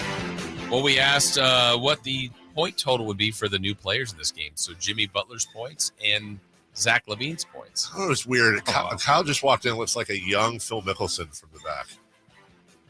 I don't. That's just from the back. When Phil had the long hair coming out. Mm-hmm. Yeah. I mean, definitely much better body than Phil was back in the day, but hefty. Are you a lefty? Oh, he's a lefty as well. What was your question? Jimmy Butler points, Zach LaVine points. What would you have guessed? I would have said 26 for Zach and 21 for Jimmy. Well, I said 20 for Jimmy and 26 for Zach. Chris said 17 for Jimmy, 23 for Zach. Chris got the 17 right for Jimmy. Zach had 13. Walk. Then we asked for Warrior 3-pointers, Kings 3-pointers. Okay. Warriors 21, Kings 17. I said 18 and 14. Chris said 15 for the Warriors, 18 for the Kings. The correct answer was Warriors made 20, Kings made 11. And then we asked for a random stat. Something different you would have predicted? Odd? I would say up until late in the fourth quarter, the Kings would have 0 points off of turnovers. That would have been a great prediction. Wouldn't that have been amazing? Yes. Yeah. I said that Valanciunas and Draymond would have a double technical situation. And Chris said there'd be 3 or more technicals in the game. He actually said it would be Draymond, Kerr, and Valanciunas. Well, we got the Valanciunas part right. He got the game's only technical. Jonas. Yeah. So there you go. Okay. Well, I guess we got a game tonight, right? Would you like to do it again? 3 in the key. Kings and Hornets tonight right here on Sacktown Sports 1140. You're home of the Kings. Last game was a problem with the turnovers. So we're going to ask about Kings turnovers tonight, Dave. How many are they going to have? 9. Season. Only 9? Sherman for no. I have 17, Chris. 8. Price righted me. Charlotte's largest lead and the Kings' largest lead. Charlotte's largest lead will be 8. King's largest lead will be 14. I have Charlotte's largest lead at 8. King's largest lead of 11. Oh, we're pretty close. Yeah. I've got Charlotte's largest lead 7. King's largest lead 24. And then the random stats. I mean, different you're predicting tonight. I'm gonna say Zach LaVine will have the best dunk he's had since becoming a Sacramento King. LaVine's best dunk. Yes, okay. I have Zach LaVine will make 3 or more 3-pointers. Oh, I hope you're right. I've got a first half double-double for Sabonis. Okay. I also think Miles Bridges is going to have a hammer tonight, too, by the way. There's going to be some sort of alley-oopy thingy. Stop.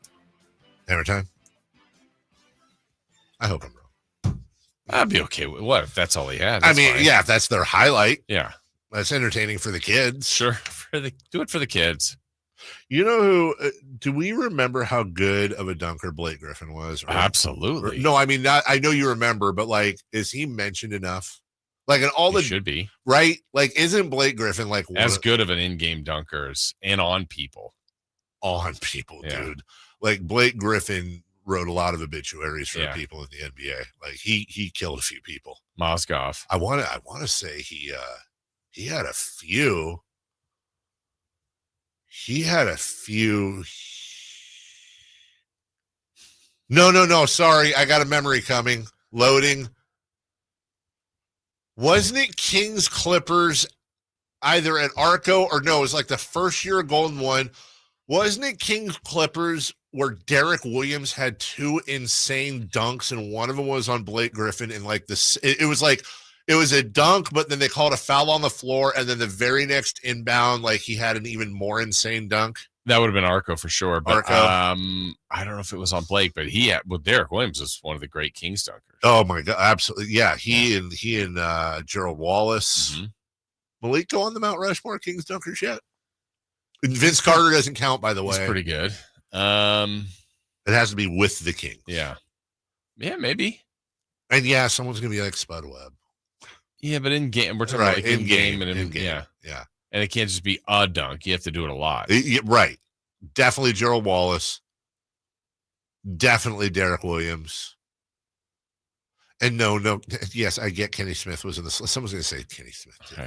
He finished second in the slam dunk contest. Like, we're talking in game. Right. By the way, how funny is it that Kenny Smith finished second in the dunk contest? Like, in retrospect. It's a little different now. A little bit. We'll take a break. When we come back, Sacramento Sports Kings insider Frankie Cartoscelli. Chris, will Frankie be on video? He will. Yes, that's a point. We'll do that coming up next. We bring the boom. That's what we do. You never know what you might hear when listening to a Sacramento Kings game. Out of Keegan, going for another triple. Man, is he feeling it. Keegan, can he do it? Yes, there's number 11, Keegan Murray. Keegan steps back. He just knocked down his 12th three-pointer, a Kings franchise record. He's got 45 points. Never miss a moment of Sacramento Kings basketball with Sacktown Sports and the Sacktown Sports app. Welcome to TGL, presented by SoFi, golf's newest league. It's sharp and it's electric. 2 hours of hammer dropping, overtime forcing, playoffs on the line golf with 24 of the best players from the PGA Tour. Tonight, doubleheader, LA versus New York, Boston versus Atlanta. Then Tuesday, it's the Bay versus Jupiter. Tune in to TGL matches only on ESPN, ESPN2, and ESPN Plus. Keep up, it's golf. Hurry in and save big during Honda's President's Day sales event at Folsom Lake Honda, your one-stop Honda shop. Hurry in and save on our best selection of new Hondas. Each is priced to sell now. Folsom Lake Honda is your one-stop Honda shop for great pricing on a giant selection of new CRVs, HRVs, Civics, and Accords with low finance and lease options. Plus, get an instant cash offer for your trade. Get to Folsom Lake Honda or go to FolsomLakeHonda.com. Folsom Lake Honda, yeah, your one-stop Honda shop. Okay, I have to tell you, I was just looking on eBay where I go for all kinds of things I love, and there it was. That hologram trading card. One of the rarest. The last one I needed for my set. Shiny like the designer handbag of my dreams. One of a kind. eBay had it, and now everyone's asking, ooh, where'd you get your windshield wipers? eBay has all the parts that fit my car. No more annoying. Just beautiful. Whatever you love, find it on eBay. eBay. Things people love. Drivers who switch and save with Progressive could save hundreds. With that kind of money, you could go big time and skip the regular line at the airport and pay for speedy security. Imagine not having to quickly unpack and pack at the place you already came back to. And wearing your shoes the whole time you're there? You can't put a price on that kind of luxury.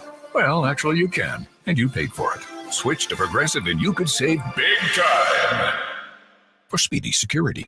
Progressive Casualty Insurance Company and affiliates, not available in all states. Potential savings will vary. Waddy here, reminding you that not all grills are created equal and every detail matters. Check out the new Napoleon Prestige and Rogue models and see the difference a Napoleon makes. Napoleon grills have features other grills can't match. They're built different, built better, built to last. Complete with a lifetime warranty and premium stainless steel, boasting absolute quality. Napoleon knows that the smallest details add up to make a big difference when curating your perfect grilling experience. Visit Green Acres Nursery today for your best selection of Napoleon grills and accessories. Dunks, threes, buzzer beaters. There's so much NBA happening. I gotta keep up. Easy there. There's a better way to NBA with the NBA app. Wait, really? Follow your favorite teams and the league's brightest stars. Be on the ball with real-time stats and scores. Yeah? And go behind all the drama with new docs and shows. Are you kidding? Catch every swish, dunk, and bucket. All of this, all in one place, all for free. Thank you. There's a better way to NBA. Download the app today. Available on the Google Play, Apple app, and Android stores. The huge President's Day sale is on at Maida Chevy, Sacramento's Silverado headquarters. Save $10,250 off MSRP after rebates on new half-ton Silverado LT after rebates with over 50 in stock. And Maida Chevy has one of the largest selections in the Sacramento area. $10,250 off new 2025 Silverado at Maida Chevy. Now that's big, huge. See them all at MaidaChevy.com. Together, let's drive. I'm George Washington, and I approved this message. Not available with special financing, leasing, some other offers. 5 to the seller. Must have 2011 or newer Chevrolet. All guests come to you from the Folsom Lake Honda hotline. Folsom Lake Honda, your one-stop Honda shop. KHD1 Sacramento, KYMX HD3 Sacramento.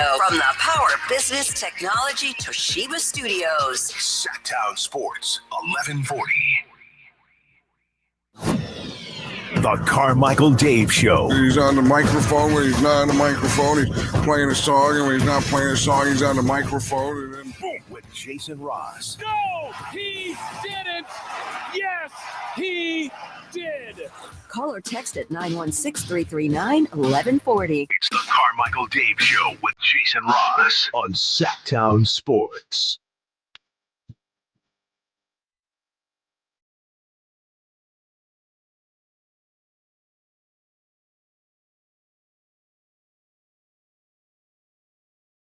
All righty, welcome back. We are insanely competitive here on the program. As we welcome in, he's back. Sacktown Sports Insider Frankie Cartoscelli. We bring the boom. That's what we do. We're in an intra-station contest. Our fearless leader Jose has put together, and so this is week 1. So we get a point for every guess that's on the video for YouTube. And an extra point if that guest shares it on social media. Frankie, can I trust before we start the interview, you will be sharing this on social media?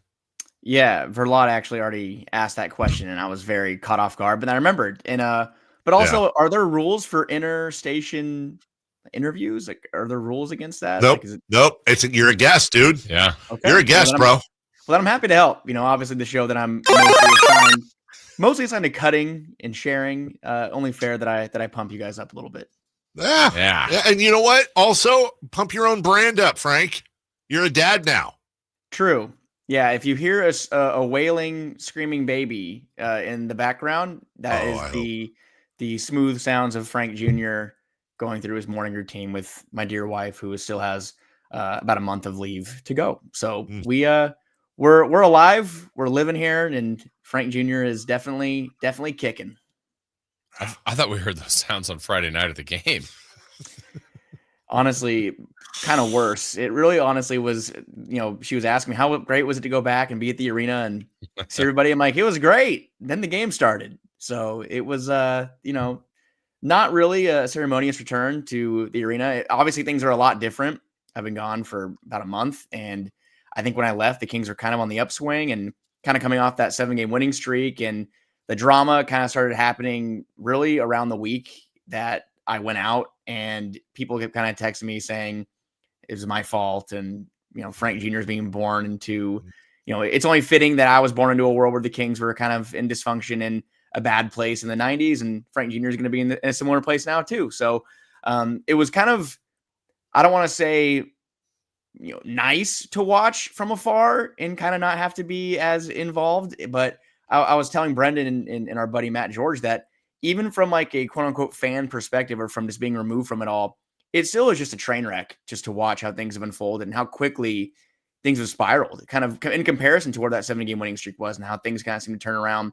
The Mike Brown firing obviously was a huge story on itself, and one that was under a microscope, but Doug Christie responded at the time, and the team responded as well. And now completely new ball game, new world. De'Aaron Fox is gone.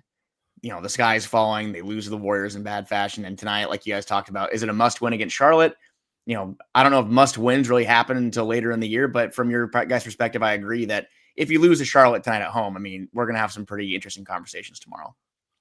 Now, just bear with me here for a second. Give me a yes or no answer. But even as a new parent, Frankie, is it safe to say that you will not be the type of father that would purposely inflict physical or mental damage on your child?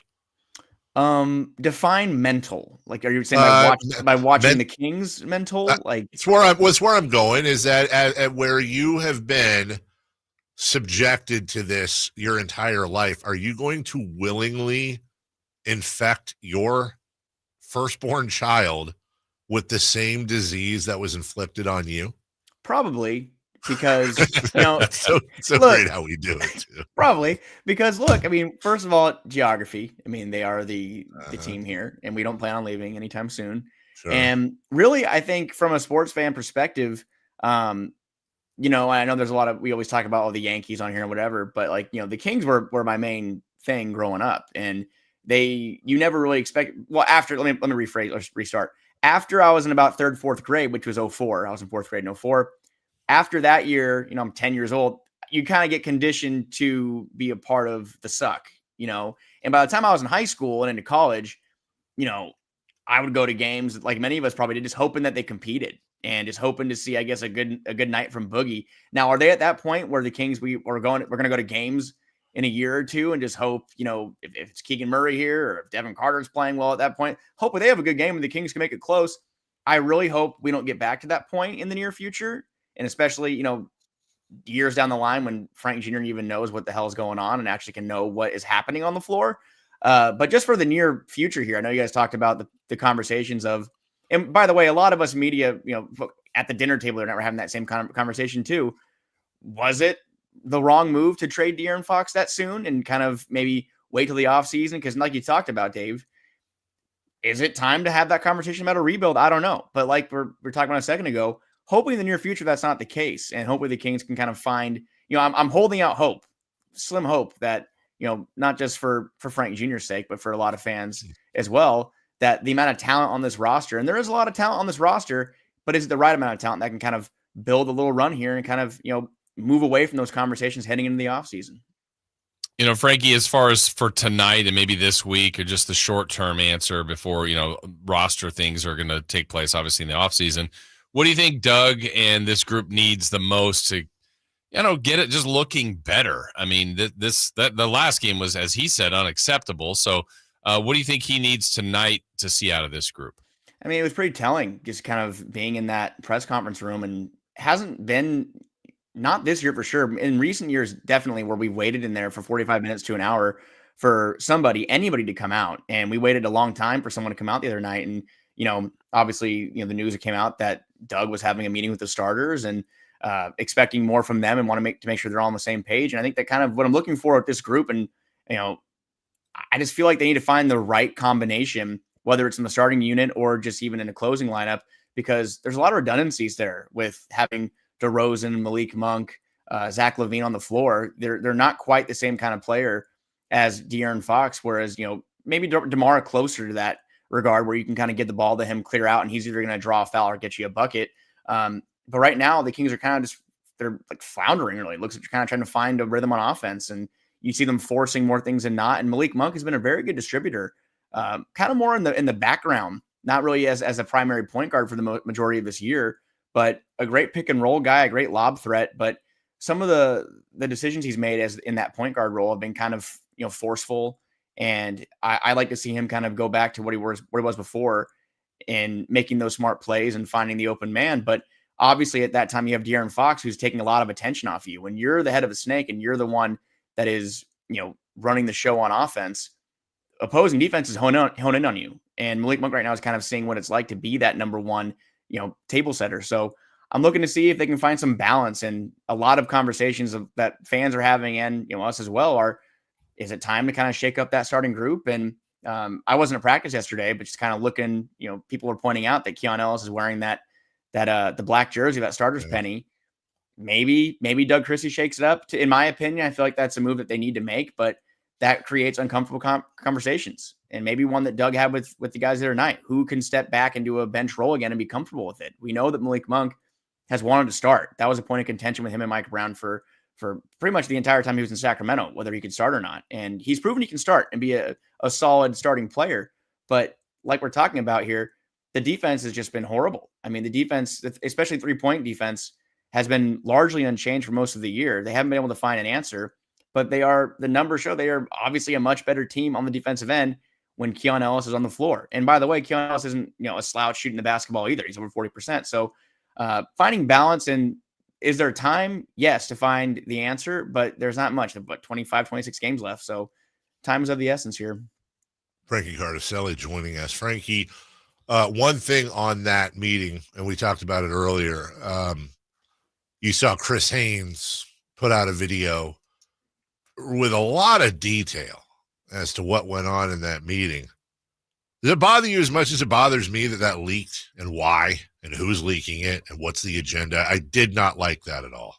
Yeah, I think it unnecessary. And I feel like if it's from the organization, from the standpoint of you want the fan base to know that, we see what's going on, we're working on it, we're working through it. Like, I think that kind of goes without saying. I think that, as frustrated as fans are, I don't think the majority of fans think that the Kings are just kind of, hanging their hats up for the day and just heading out and calling it a night after a game like against Golden State. Obviously there's conversations happening, but I just feel like it was very pointed that they wanted to make it clear that this is happening and that they are trying to work on it and find answers. And, maybe if that was, November 20th or, around Christmas time, sure, that makes a little sense. Like, you're working through mid-season changes. We're in March in a couple of days here. I mean, there's only so many things you can do at this point. I mean, not many other players are going to walk through that door and try to help out. They signed Markelle Fultz to a deal, and we'll see if he plays a little more at some point down the stretch here. But really, the deadline is gone. De'Aaron Fox is gone, and you're going to have to bank on some real internal improvement here. And is there enough time? I mean, people are pointing to the All-Star break as well. You get one practice, and that's pretty standard for All-Star breaks. I mean, players need to recharge, and they got 1 day in, which I think that's matches the amount of practices they had before, dating back to February 6th. Before, LaVine and Valanciunas and those guys could get in here and get acclimated, LaRavia. So I get why it came out from an organizational perspective. If that's who it came from, by the way, I'm not sure who that came from, but it goes without saying, this team's looking for answers. And like we saw, if Keon Ellis maybe isn't that starter's penny, maybe they're going to look a little deeper into those internal improvements. But if you want to salvage the season and kind of get out of that 9-10 range, which is still a possibility, by the way. The schedule is daunting, but crazier things have happened. You have to start kind of tinkering with things and look for answers there. You can't just kind of hope that, people always point to the definition of insanity, doing the same thing over and over, expecting a different result, which apparently isn't really the definition, I think, is what was also, pointed out. But they need answers, and we know that they're looking for them. But again, March, it's March in 4 or 5 days here. Is it leap year? I don't think so.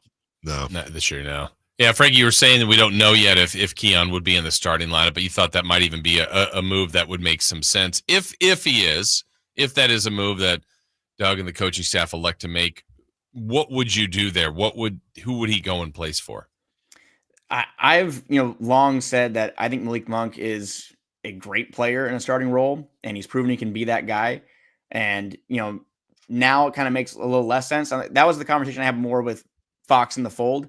Now there's a point guard, it's a little harder, but I still think that having him be that guy in the second unit is what made this team so successful over the past 2 years. And when Mike Brown was here, he constantly compared him to Manu Ginobili and Andre Iguodala and those guys that have been on six men on those really good teams in past years. And obviously those are players from dynasties, but Malik Monk really was that kind of player that was a difference maker for this Kings team. And they haven't really been able to replicate that from a bench perspective. And Keon has looked a lot better in a bench role, but you have DeMar DeRozan, you have Zach LaVine now. I think you can get enough offense from that first unit, especially with Domantas Sabonis out there as well. And maybe having Malik Monk in the second unit can kind of also create opportunities for Keegan Murray to get more looks, who has been very passive in his opportunities in the starting unit. So it kind of decreases some opportunity for Malik Monk, obviously. And I don't know if he will be a fan of that, but I don't know how you can look at someone like DeMar DeRozan, who is a veteran and is seemingly the popular name among what I see on social media and just hearing from fans, that he's the player that people want to move to the bench the most. But I feel like having Malik Monk in that second unit really would bring a greater sense of balance. You can kind of have Zach LaVine and DeMar DeRozan kind of bring the ball down, or even Domantas Sabonis in certain situations. We know that he likes to do that on the break, especially, and set up the offense. But I don't know if Malik Monk would be a fan of that after fighting to be in a starting role and now being in one, and the numbers reflect he's been decent. But as we've seen with this new look and this new lineup, the turnover numbers have gone up. I think he is nearing 4 per game over the past 6-7 games. It hasn't been quite the same as when De'Aaron Fox was here. So maybe they can find a rhythm there as well, and maybe it does make more sense to move DeMar to the bench. But to me, it's always been Malik in the second unit is what made this beam team the past 2 years. That model of that per se beam team successful, and I'm not sure if that's quite what's going to happen, but something's got to give. Someone's going to have to go to the bench at some point, I think. Last thing for you. We can get into the intricacies all day long, and we will. But ultimately, the problem, we talked about it earlier, Frankie, when you look at the box score from the Kings Warriors, it wasn't obviously turnovers aside, which is a big thing, but as far as efficiency went, the Kings shot 50, 35, and 95, and they got their doors blown off. Just straight up, is there a way to solve does this team have the roster to not be a defensive sieve for the rest of the year? And ultimately where I'm leading to, Frankie, is this team irretrievably broken when it comes to that? Are we just really going through the motions here and not saying, guys, this is a play-in team at best, and they're out, and there's really not a huge future for these guys. Not as currently constructed, not with the 4th worst contract in the NBA, not with an aging DeMar DeRozan. Sabonis is your main value guy on the trade market. It just seems like a discombobulated team. So from the 3-point defense to start, no, I don't think that there's going to be great improvements there the rest of the way. I think that the personnel on this roster is what it is, and they've searched for answers. Now putting Keon Ellis in the starting lineup and maybe trying to get off to better starts and just having him have a higher, longer leash, I guess, more minutes per game, maybe that helps. And especially putting him on, the best opposing, player or shooter, that probably would help. Now, as far as the team and the roster, yeah, I agree that I do think this team is, built for the worst after the deadline. And, you're a worse team without De'Aaron Fox. I mean, that's not rocket science. And I think a lot of us probably expected more to happen from that return. And I definitely expected more from the return. I think that you needed more kind of prospect / draft pick, the return probably needed more of that. And in my opinion, I mean, Zach LaVine's a good player. I think he would have fit more if De'Aaron Fox was still here and kind of bringing that kind of help in to surround him, which we talked about for years, how he needed that kind of help. But I do think this team is worse for the long run. And in my opinion, the ceiling probably is that 7 to 10 range. And will I be wrong? We'll see. I mean, I'd love to be wrong. I hope I am for their sake and for fans' sake. But it just seems like they're in a position again where it's almost limbo. They're going to go in the offseason looking for a direction. What direction, though? Because they do have some draft capital. They could look to make one more big swing. Does it make sense to do that, though? I mean, I'm not really sure. And I think it would have made more sense if you don't believe in De'Aaron Fox and being a leader of this group and kind of being the head of this core. You have Keegan Murray on a rookie scale contract you can keep in the fold for another 5-6 years. You have Devin Carter on a rookie scale contract who is got a lot of time left and a lot of team controllability if they choose to go that route. I just feel like they probably should have picked a clear avenue because right now they're really just in the middle. And you have DeMar DeRozan who's 35. Zach LaVine's going to be 30 in a couple weeks here. Domantas Sabonis, who's been playing great and probably will be an all-NBA player again this year. He'll be 29 next year. And like you said, a massive contract who I don't know if you can move that really. It's not very realistic, I would imagine, unless you attach the draft capital you received in the Fox trade, because I don't know where that puts you then. So right. I don't know. They're just going to be kind of middling for a while here. And it's a frustrating spot to be in. And they get called the Chicago Bulls West right now.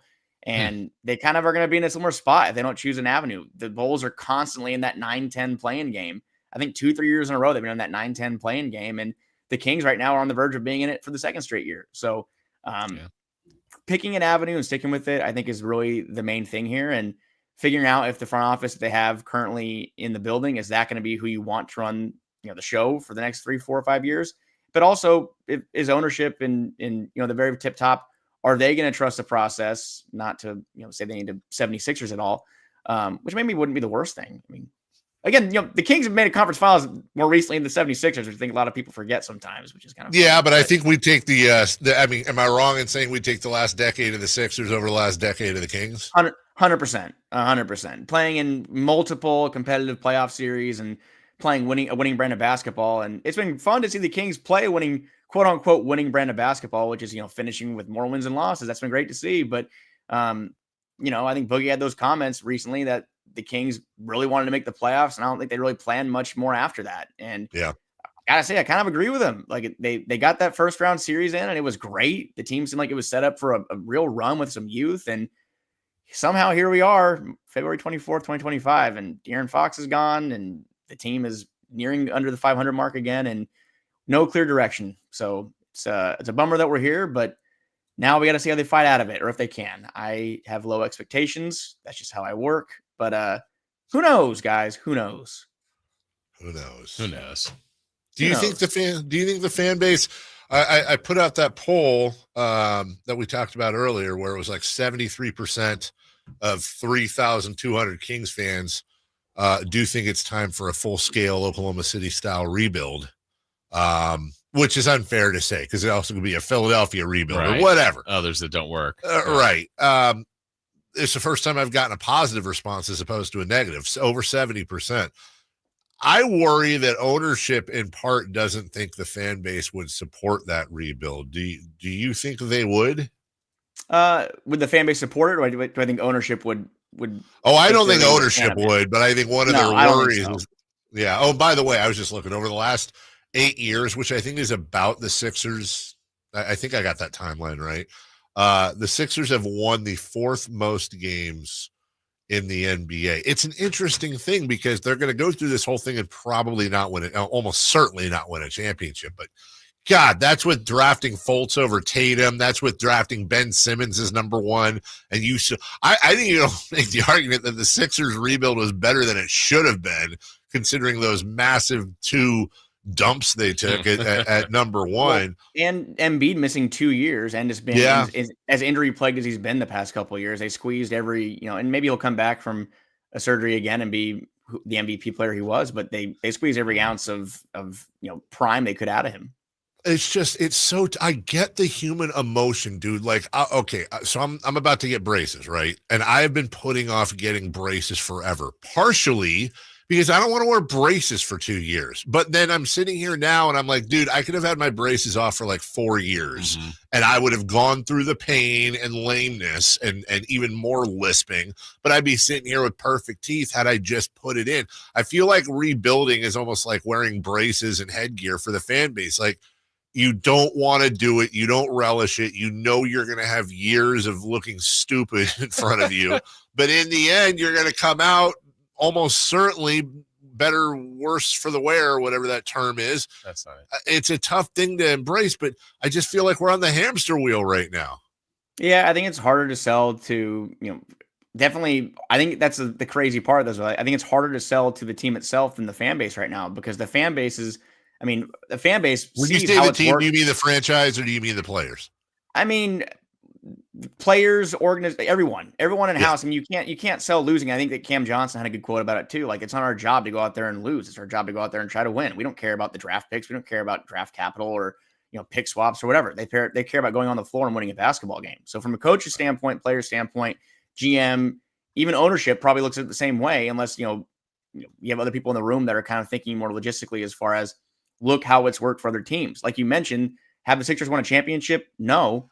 But I mean, if the team cares about revenue, think of how much revenue the 76ers made from having a winning product and being in, the playoffs every year for almost a decade straight, and TV revenues, things of that nature.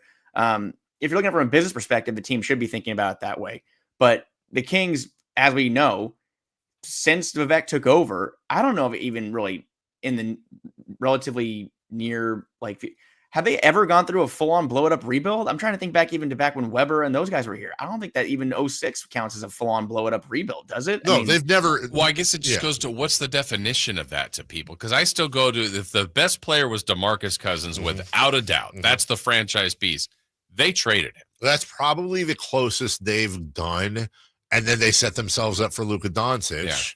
Yeah. I don't think they have ever done, when I think rebuild, it's you are shifting all of your tradable assets for either draft picks, for future assets, future assets and or young future assets that are in the league now, which in turn almost certainly makes you a bottom 5 team for a couple of years, which adds more assets to you draft wise, and then you start building through either those drafts directly or trading those picks for future picks. Again, you look at what Sam Presti's done. You look at what Danny Ainge is doing with Utah, et cetera, et cetera. We got to go, Frankie. It's a good conversation. Please do share this on social media. Kiss the baby for all of his uncles out here, and we'll see you next week, brother. Will do. And Dave, look into Invisalign, man. Invisalign might be a good route. I can't use it because of my jaw. I already did. That's how jacked my teeth are. Even Invisalign's like, nope. Nice try, sucker. All right, man. Talk to you soon. Right. See you. Bye. Bye. We'll take a break. When we come back, we got some NBA notes to get to. Also, what to watch tonight before we get to Styles, and a little crosstalk and celebrity birthdays next.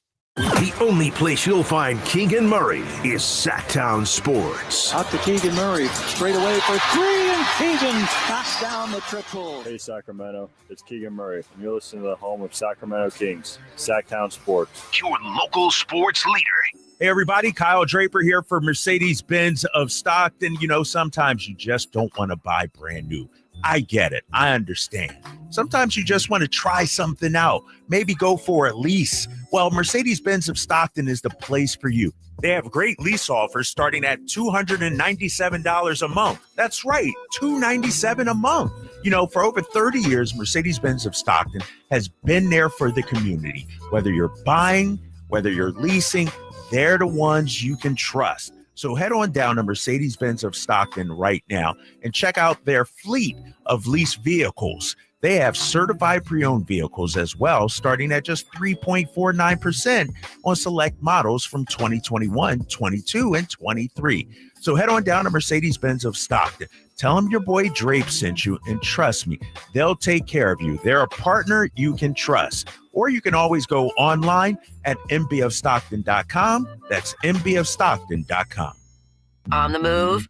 Got somewhere to be? Take Sacramento Kings basketball with you. The Sacktown Sports app will let you stay connected to your passion. Never miss a moment of Sacramento Kings basketball with the Sacktown Sports app.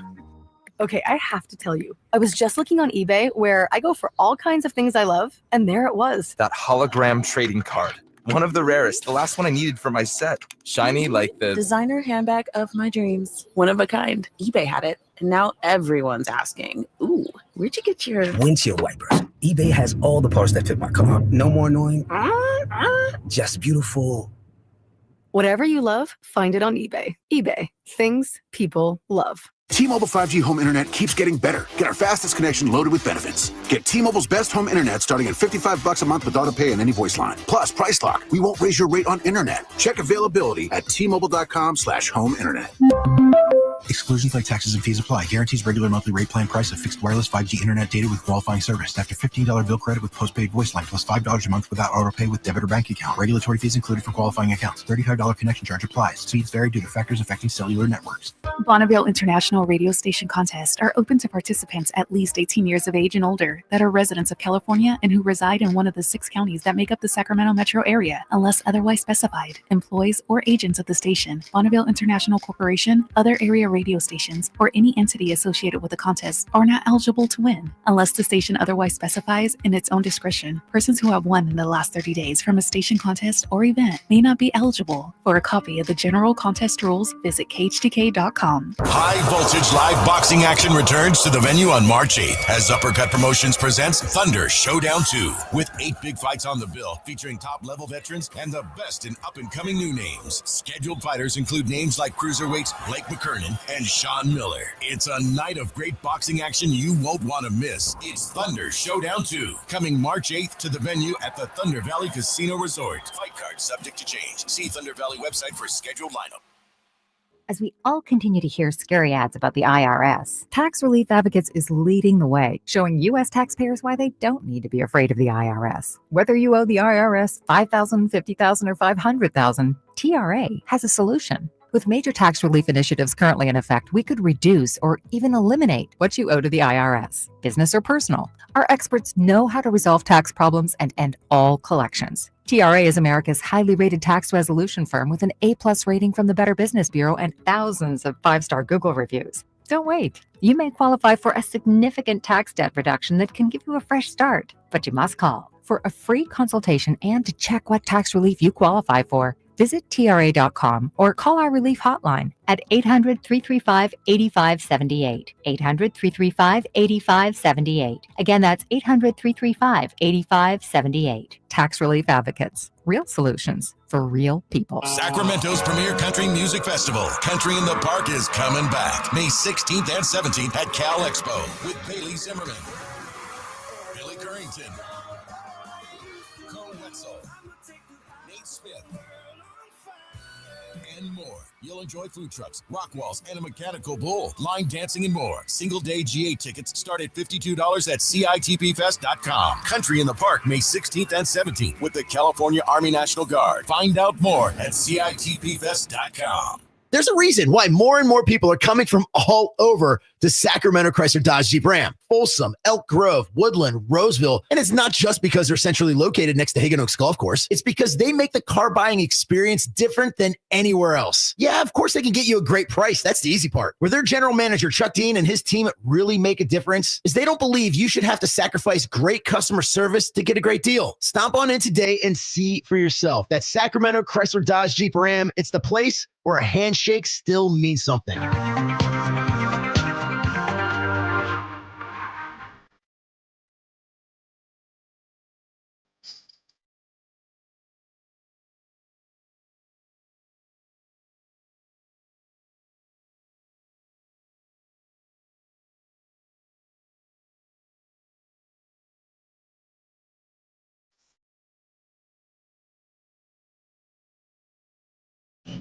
Only place in the morning to get your sports fix. Live and vocal. The Carmichael Dave Show with Jason Ross. All right, a lot to get to. Jason, I have a treat for you that happened during the break. Okay. I like treats. I don't know if you have watched Full Swing at all, but it's really good. If you're into the game of golf. If you're into golf, it's really good. It's the behind the scenes thing. They follow PGA Tour players, blah, blah, blah, blah, blah. Well, tonight's episode, season 3, or should I say tomorrow's episode, they have a different look at the Scotty Scheffler arrest. I'm warming up, and all I see is my friend handcuffed, walking to a police car. Thank you. First of all, I was freaking out because I somehow went from driving into the golf course to a jail cell, and I still don't really know how that happened exactly. Go ahead, see. I don't think it ever really felt real. I'll be honest. I didn't think this was ever a position I'd be in. Usually people never do. I understand how it happens. I completely understand. I have driven past security. I have flashed my badge. It's chaos, especially when it's dark. He attempted to proceed. The police officer began to yell obscenities at him. The police officer then latched himself to the vehicle. At that point, the police officer took out his flashlight and started to hit the vehicle, demanding that Scheffler get out of the car. At some point, cooler heads prevail, but I think I was just shocked at how long it carried on. Nothing drink this morning at all? Just mouthwash. Okay. Try not to drink too much before you go play golf at 8 a.m. The officers involved, we don't believe, had any idea who this was. They did not. So I assume you're pretty good if you're playing the PGA. All right. Is Tiger as good as they say he is? Or is that on the move? Say hi to Tiger for me. Right? Is Tiger? He's in the back of a assume police. You're pretty good. He's like the world number one. Right. I'm all right. Don't you know who I am? No, Right? I actually don't know who you are. Remember that time they did that to you, and they're like, "Oh, if you're in KHTK, I assume you're pretty good at radio." And you're like, "I'm all right." Exactly. Is Carmichael Dave as good as people say he is? No, he's okay. I don't usually say good. What a bunch of goofiness. It usually is as big as you think he is. So. I like that. Hornets Kings tonight. Clippers Pistons. Okay. That's going to be a good old fashioned barn burner, right? Yeah. Burning barns. I like the Pistons. How about the Clippers? I don't like them. They have Ben Simmons. Yeah, but they have Bogey. Yeah, but they also They have the fan wall. Yeah, they're okay. They've got a billionaire for an owner. Well, you don't like them then. I don't like that. Don't like that. Nuggets Pacers. Okay. You think the Pacers won the trade? We can talk about that tomorrow. No. Okay. T-Wolves at Thunder. After last night, Thunder at T-Wolves. Yeah. So that's it's a little mini series. Back to back. Yeah, a little back to back there. As we talked about earlier, Greg Popovich will not return this season. And there's a chance that he does not come back at all. That's obviously, I mean, we can say all the things we want to say. It's his decision. Yeah. We hope that whatever decision's made is made because of what he wants and not because of what his body is telling him. Yeah. But if Greg Popovich were to never coach another day in his life, he would go down as one of the greatest coaches in the history of sport, not just basketball, of sports. Yeah, he really has been. And it's an amazing story. That's an organization that's believed in continuity. I don't even know the number of coaches, like if we just did the Kings versus the Spurs, but just league wide, how many people have coached on different teams the same time that Pop has been the coach of the Spurs? It's an amazing number. That stat's got to exist. Oh, it does. I just don't remember the number off the top of my head. Trying to see where he had Greg Popovich, the all-time winning by 3 wins, the all-time winningest coach in the NBA. Care to take a guess? Hey, Chris and Jason, this is fun, and I only say that because I don't know how well I would have done here. I've got the top 8 all-time winningest coaches in the NBA. How many can you get? We'll give you Family Feud style. We'll give you 3 strikes. Greg Popovich. That is correct. Number 1. Phil Jackson. Phil Jackson, number 7. Lenny Wilkins. Lenny Wilkins, number 3. Don Nelson. Don Nelson, number 2. Wow, this is funny. Wilkins has 1332. Nelson 1335. Popovich 1388. So, by the way, when I said 3 wins, I meant 33 wins. Sorry. So you have 4 of the. You have 4 of the top 8. Gene Shue. One was already mentioned on the show during this conversation. George Karl. He was not mentioned during that conversation. I thought you said something about snakes. But he is number 6. You're missing 3. 1 is no longer with us, 2 are, and one of them was mentioned during this conversation earlier in the show by you. Pat Riley. Pat Riley, number 5. The number 4, no longer with us. Fairly recent passing in the last 5 years. And then the other one is absolutely still with us and is an active coach in the NBA. And you still have 2 strikes. Doc Rivers. Doc Rivers, number 8. The one that we don't have is the one that you were. Nope, you got that one. Nope, the other one, never mind. Is not with us. Is no longer with us.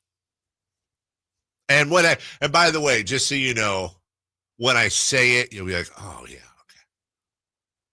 But also brain freezes. I get it. That happens sometimes. So you let me know. I could give you a hint. Is that the only one we have left? It's the only one you have left.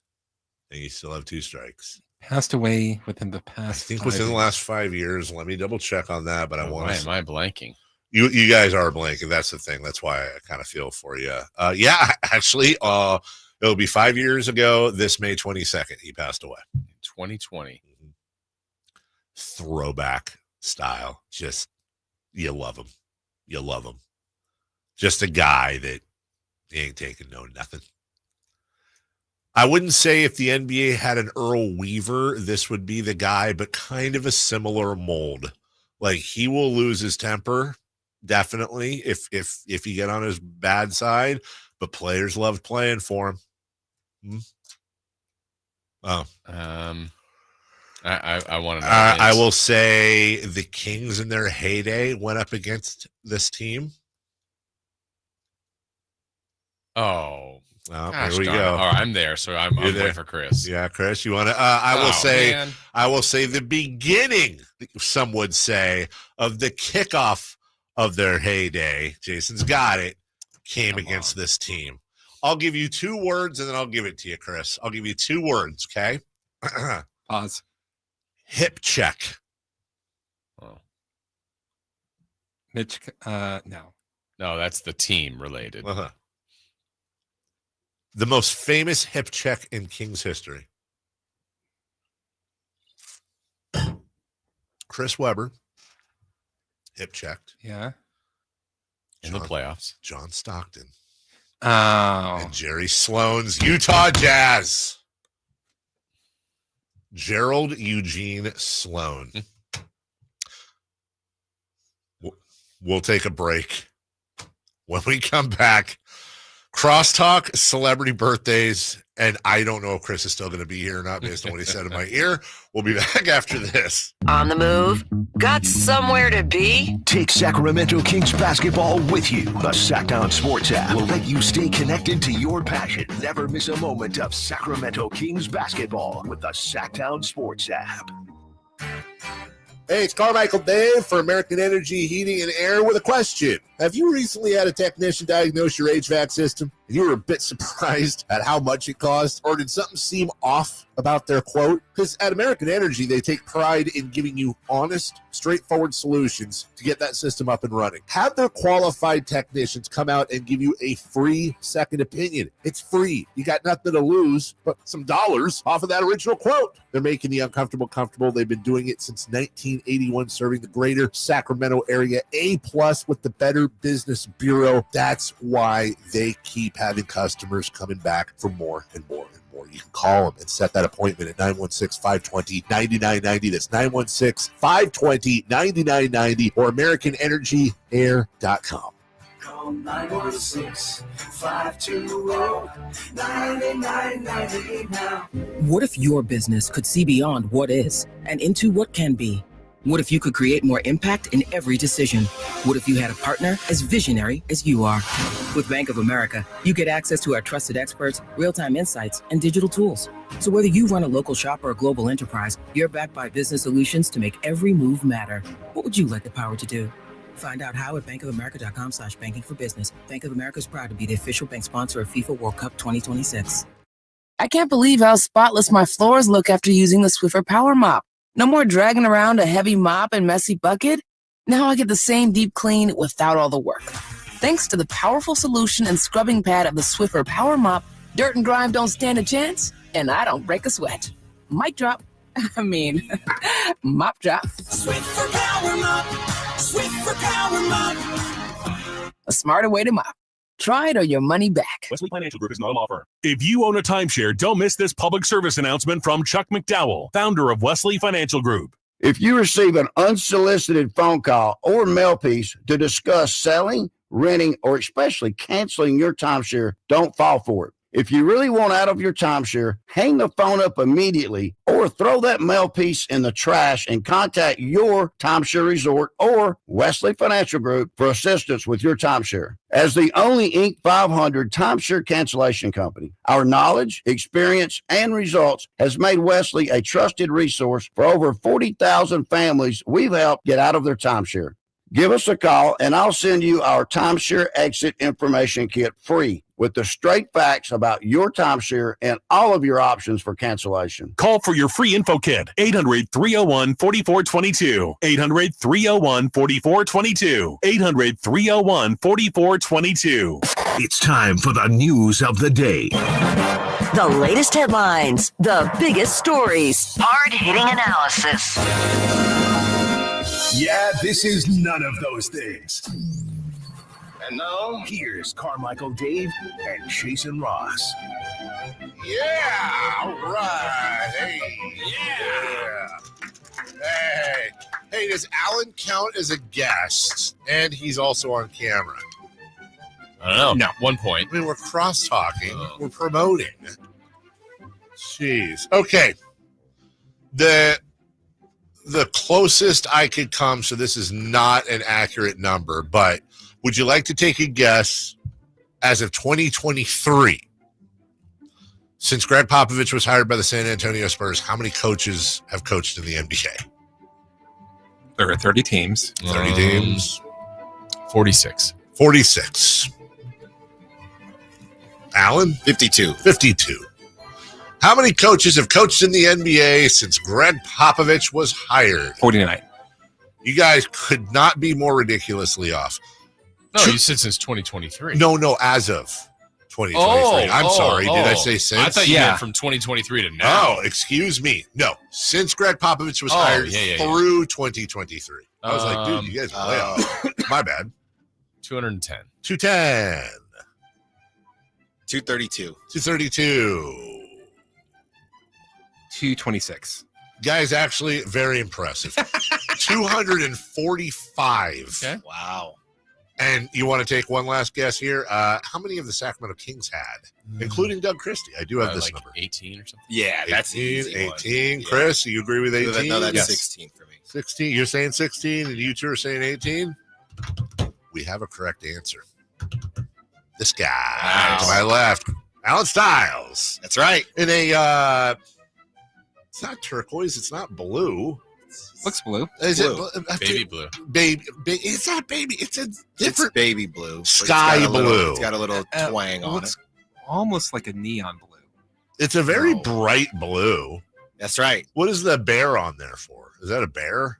It's a bear. Is it what is that signify? California bear. If you don't know, then you don't know. Yeah, if you Jack don't know, Nicklaus. you don't know. If you don't know. Oh, the golden bear. Yeah, if you don't know. How was your weekend? Great Alan spot. Stiles? A lot of fun. Yeah. We had, when people come up to visit or something for Sacramento, they will hit me up. Some friends of mine got a random message from some friends that we went to school together since first grade. Hadn't seen them in maybe 12 years, something like that. And one of them has a daughter. Both of our daughters born in April, so they got to hang out. So that was yesterday. We hung out in the toe, and it was great. That's not a thing. It's a thing. It's not a thing. Is it It's not Sacramento going to be or a thing because that's Well, what I keep thinking. That's the problem with But it this is name but it's for it. Natomas. It's Natomas because I'll be the mayor. We're working on it. Why is it called the toe even though it's on top of Sacramento?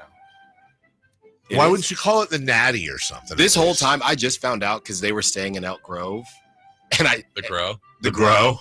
and the grow to the toe, and I told my wife, hey, they're in Elk Grove, so I guess they're gonna see us on the way back to the bay. And my wife looked at me thinking, where do you think Elk Grove is? Yeah, that's not how you get back to the bay. You go the wrong way. She's like, they're gonna double back. I'm like, oh. Which would sound stupider, Old Sac or Old Toe?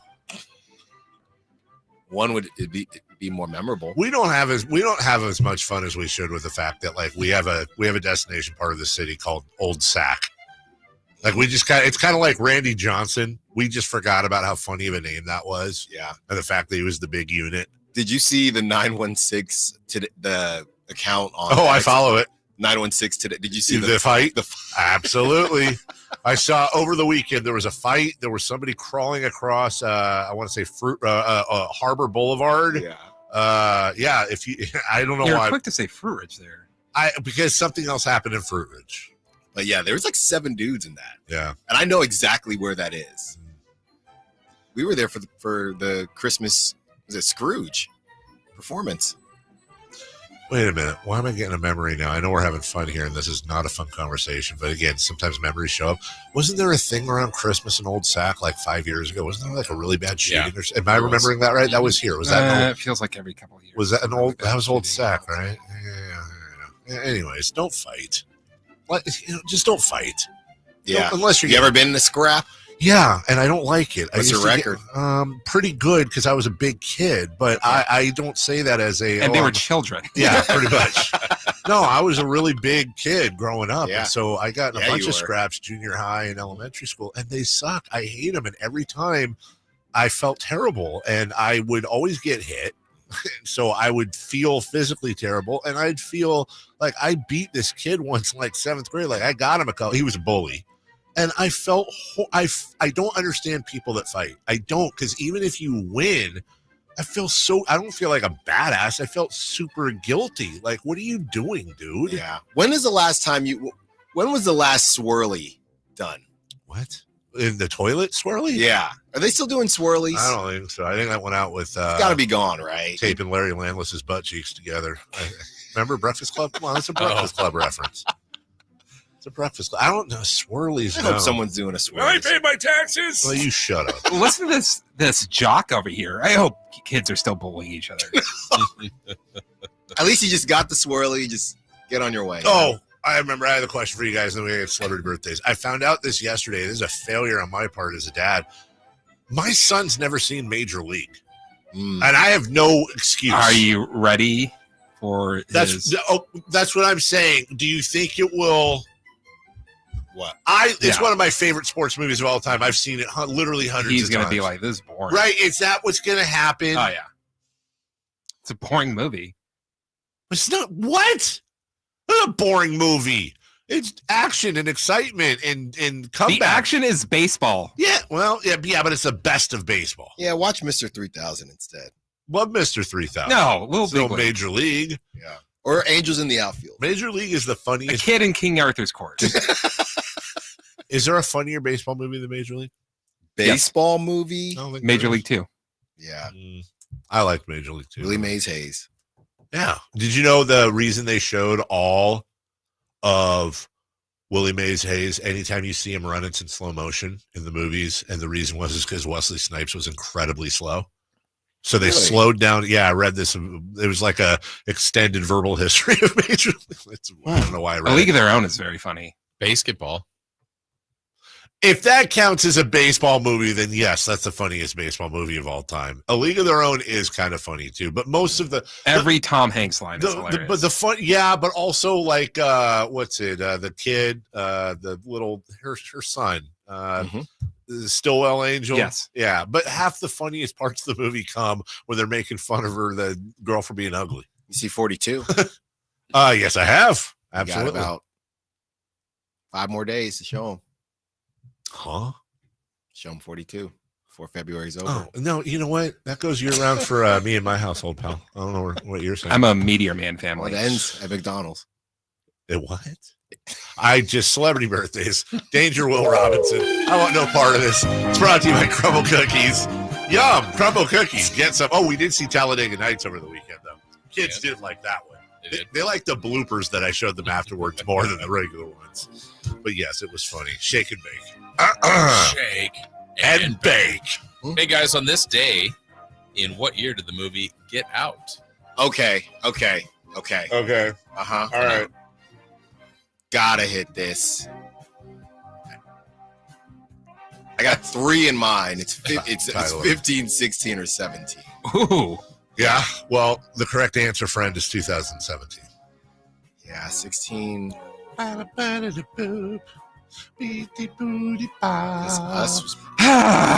your time. All right. What did you say? He said 16. 17. No, you're right. I'll say 16. It's 17. We have a correct answer. It's 2017. Thank you. Thank you very much. How about the told movie you. Cocaine Bear? Oh, that movie. Elizabeth Banks. You probably loved that movie. It's fine. Yeah. We watched, what was it, what was the one? Observe and Report.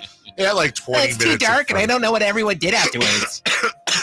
It was all right. Cocaine Bear came out in 2019. Oh, 2021? 2022. Yeah, it was just 2023, you guys.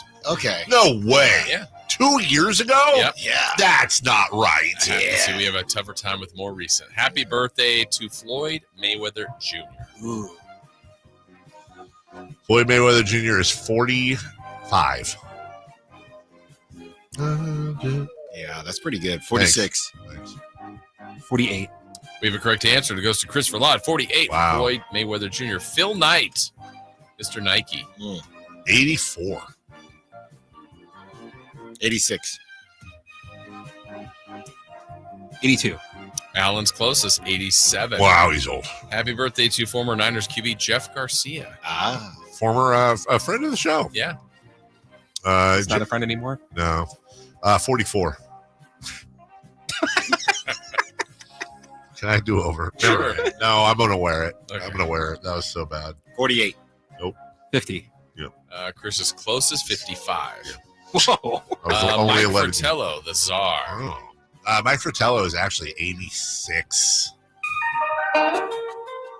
84. 88.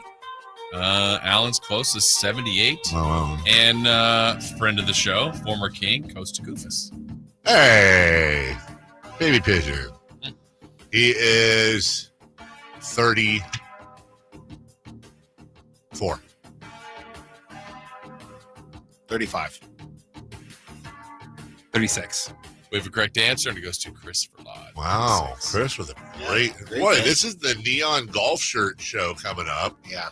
Well, Kyle and Alan. Alan, I assume you're going to talk about how bad the Kings sucked and how tonight's a must win and other things. We're going to try to keep it positive and probably fail and then talk about how bad they are. So you're going to lie to people. I do have a note, though. Okay. Don't want to move. Don't want to go anywhere. Do have a note on the Keon Ellis starting situation. I was texting someone. I have some good information on that I will share with you after the break. All right. Well, that's Alan Stiles. He's coming up next. Light the beam. Go Kings. Bye-bye now. You never know what you might hear when listening to a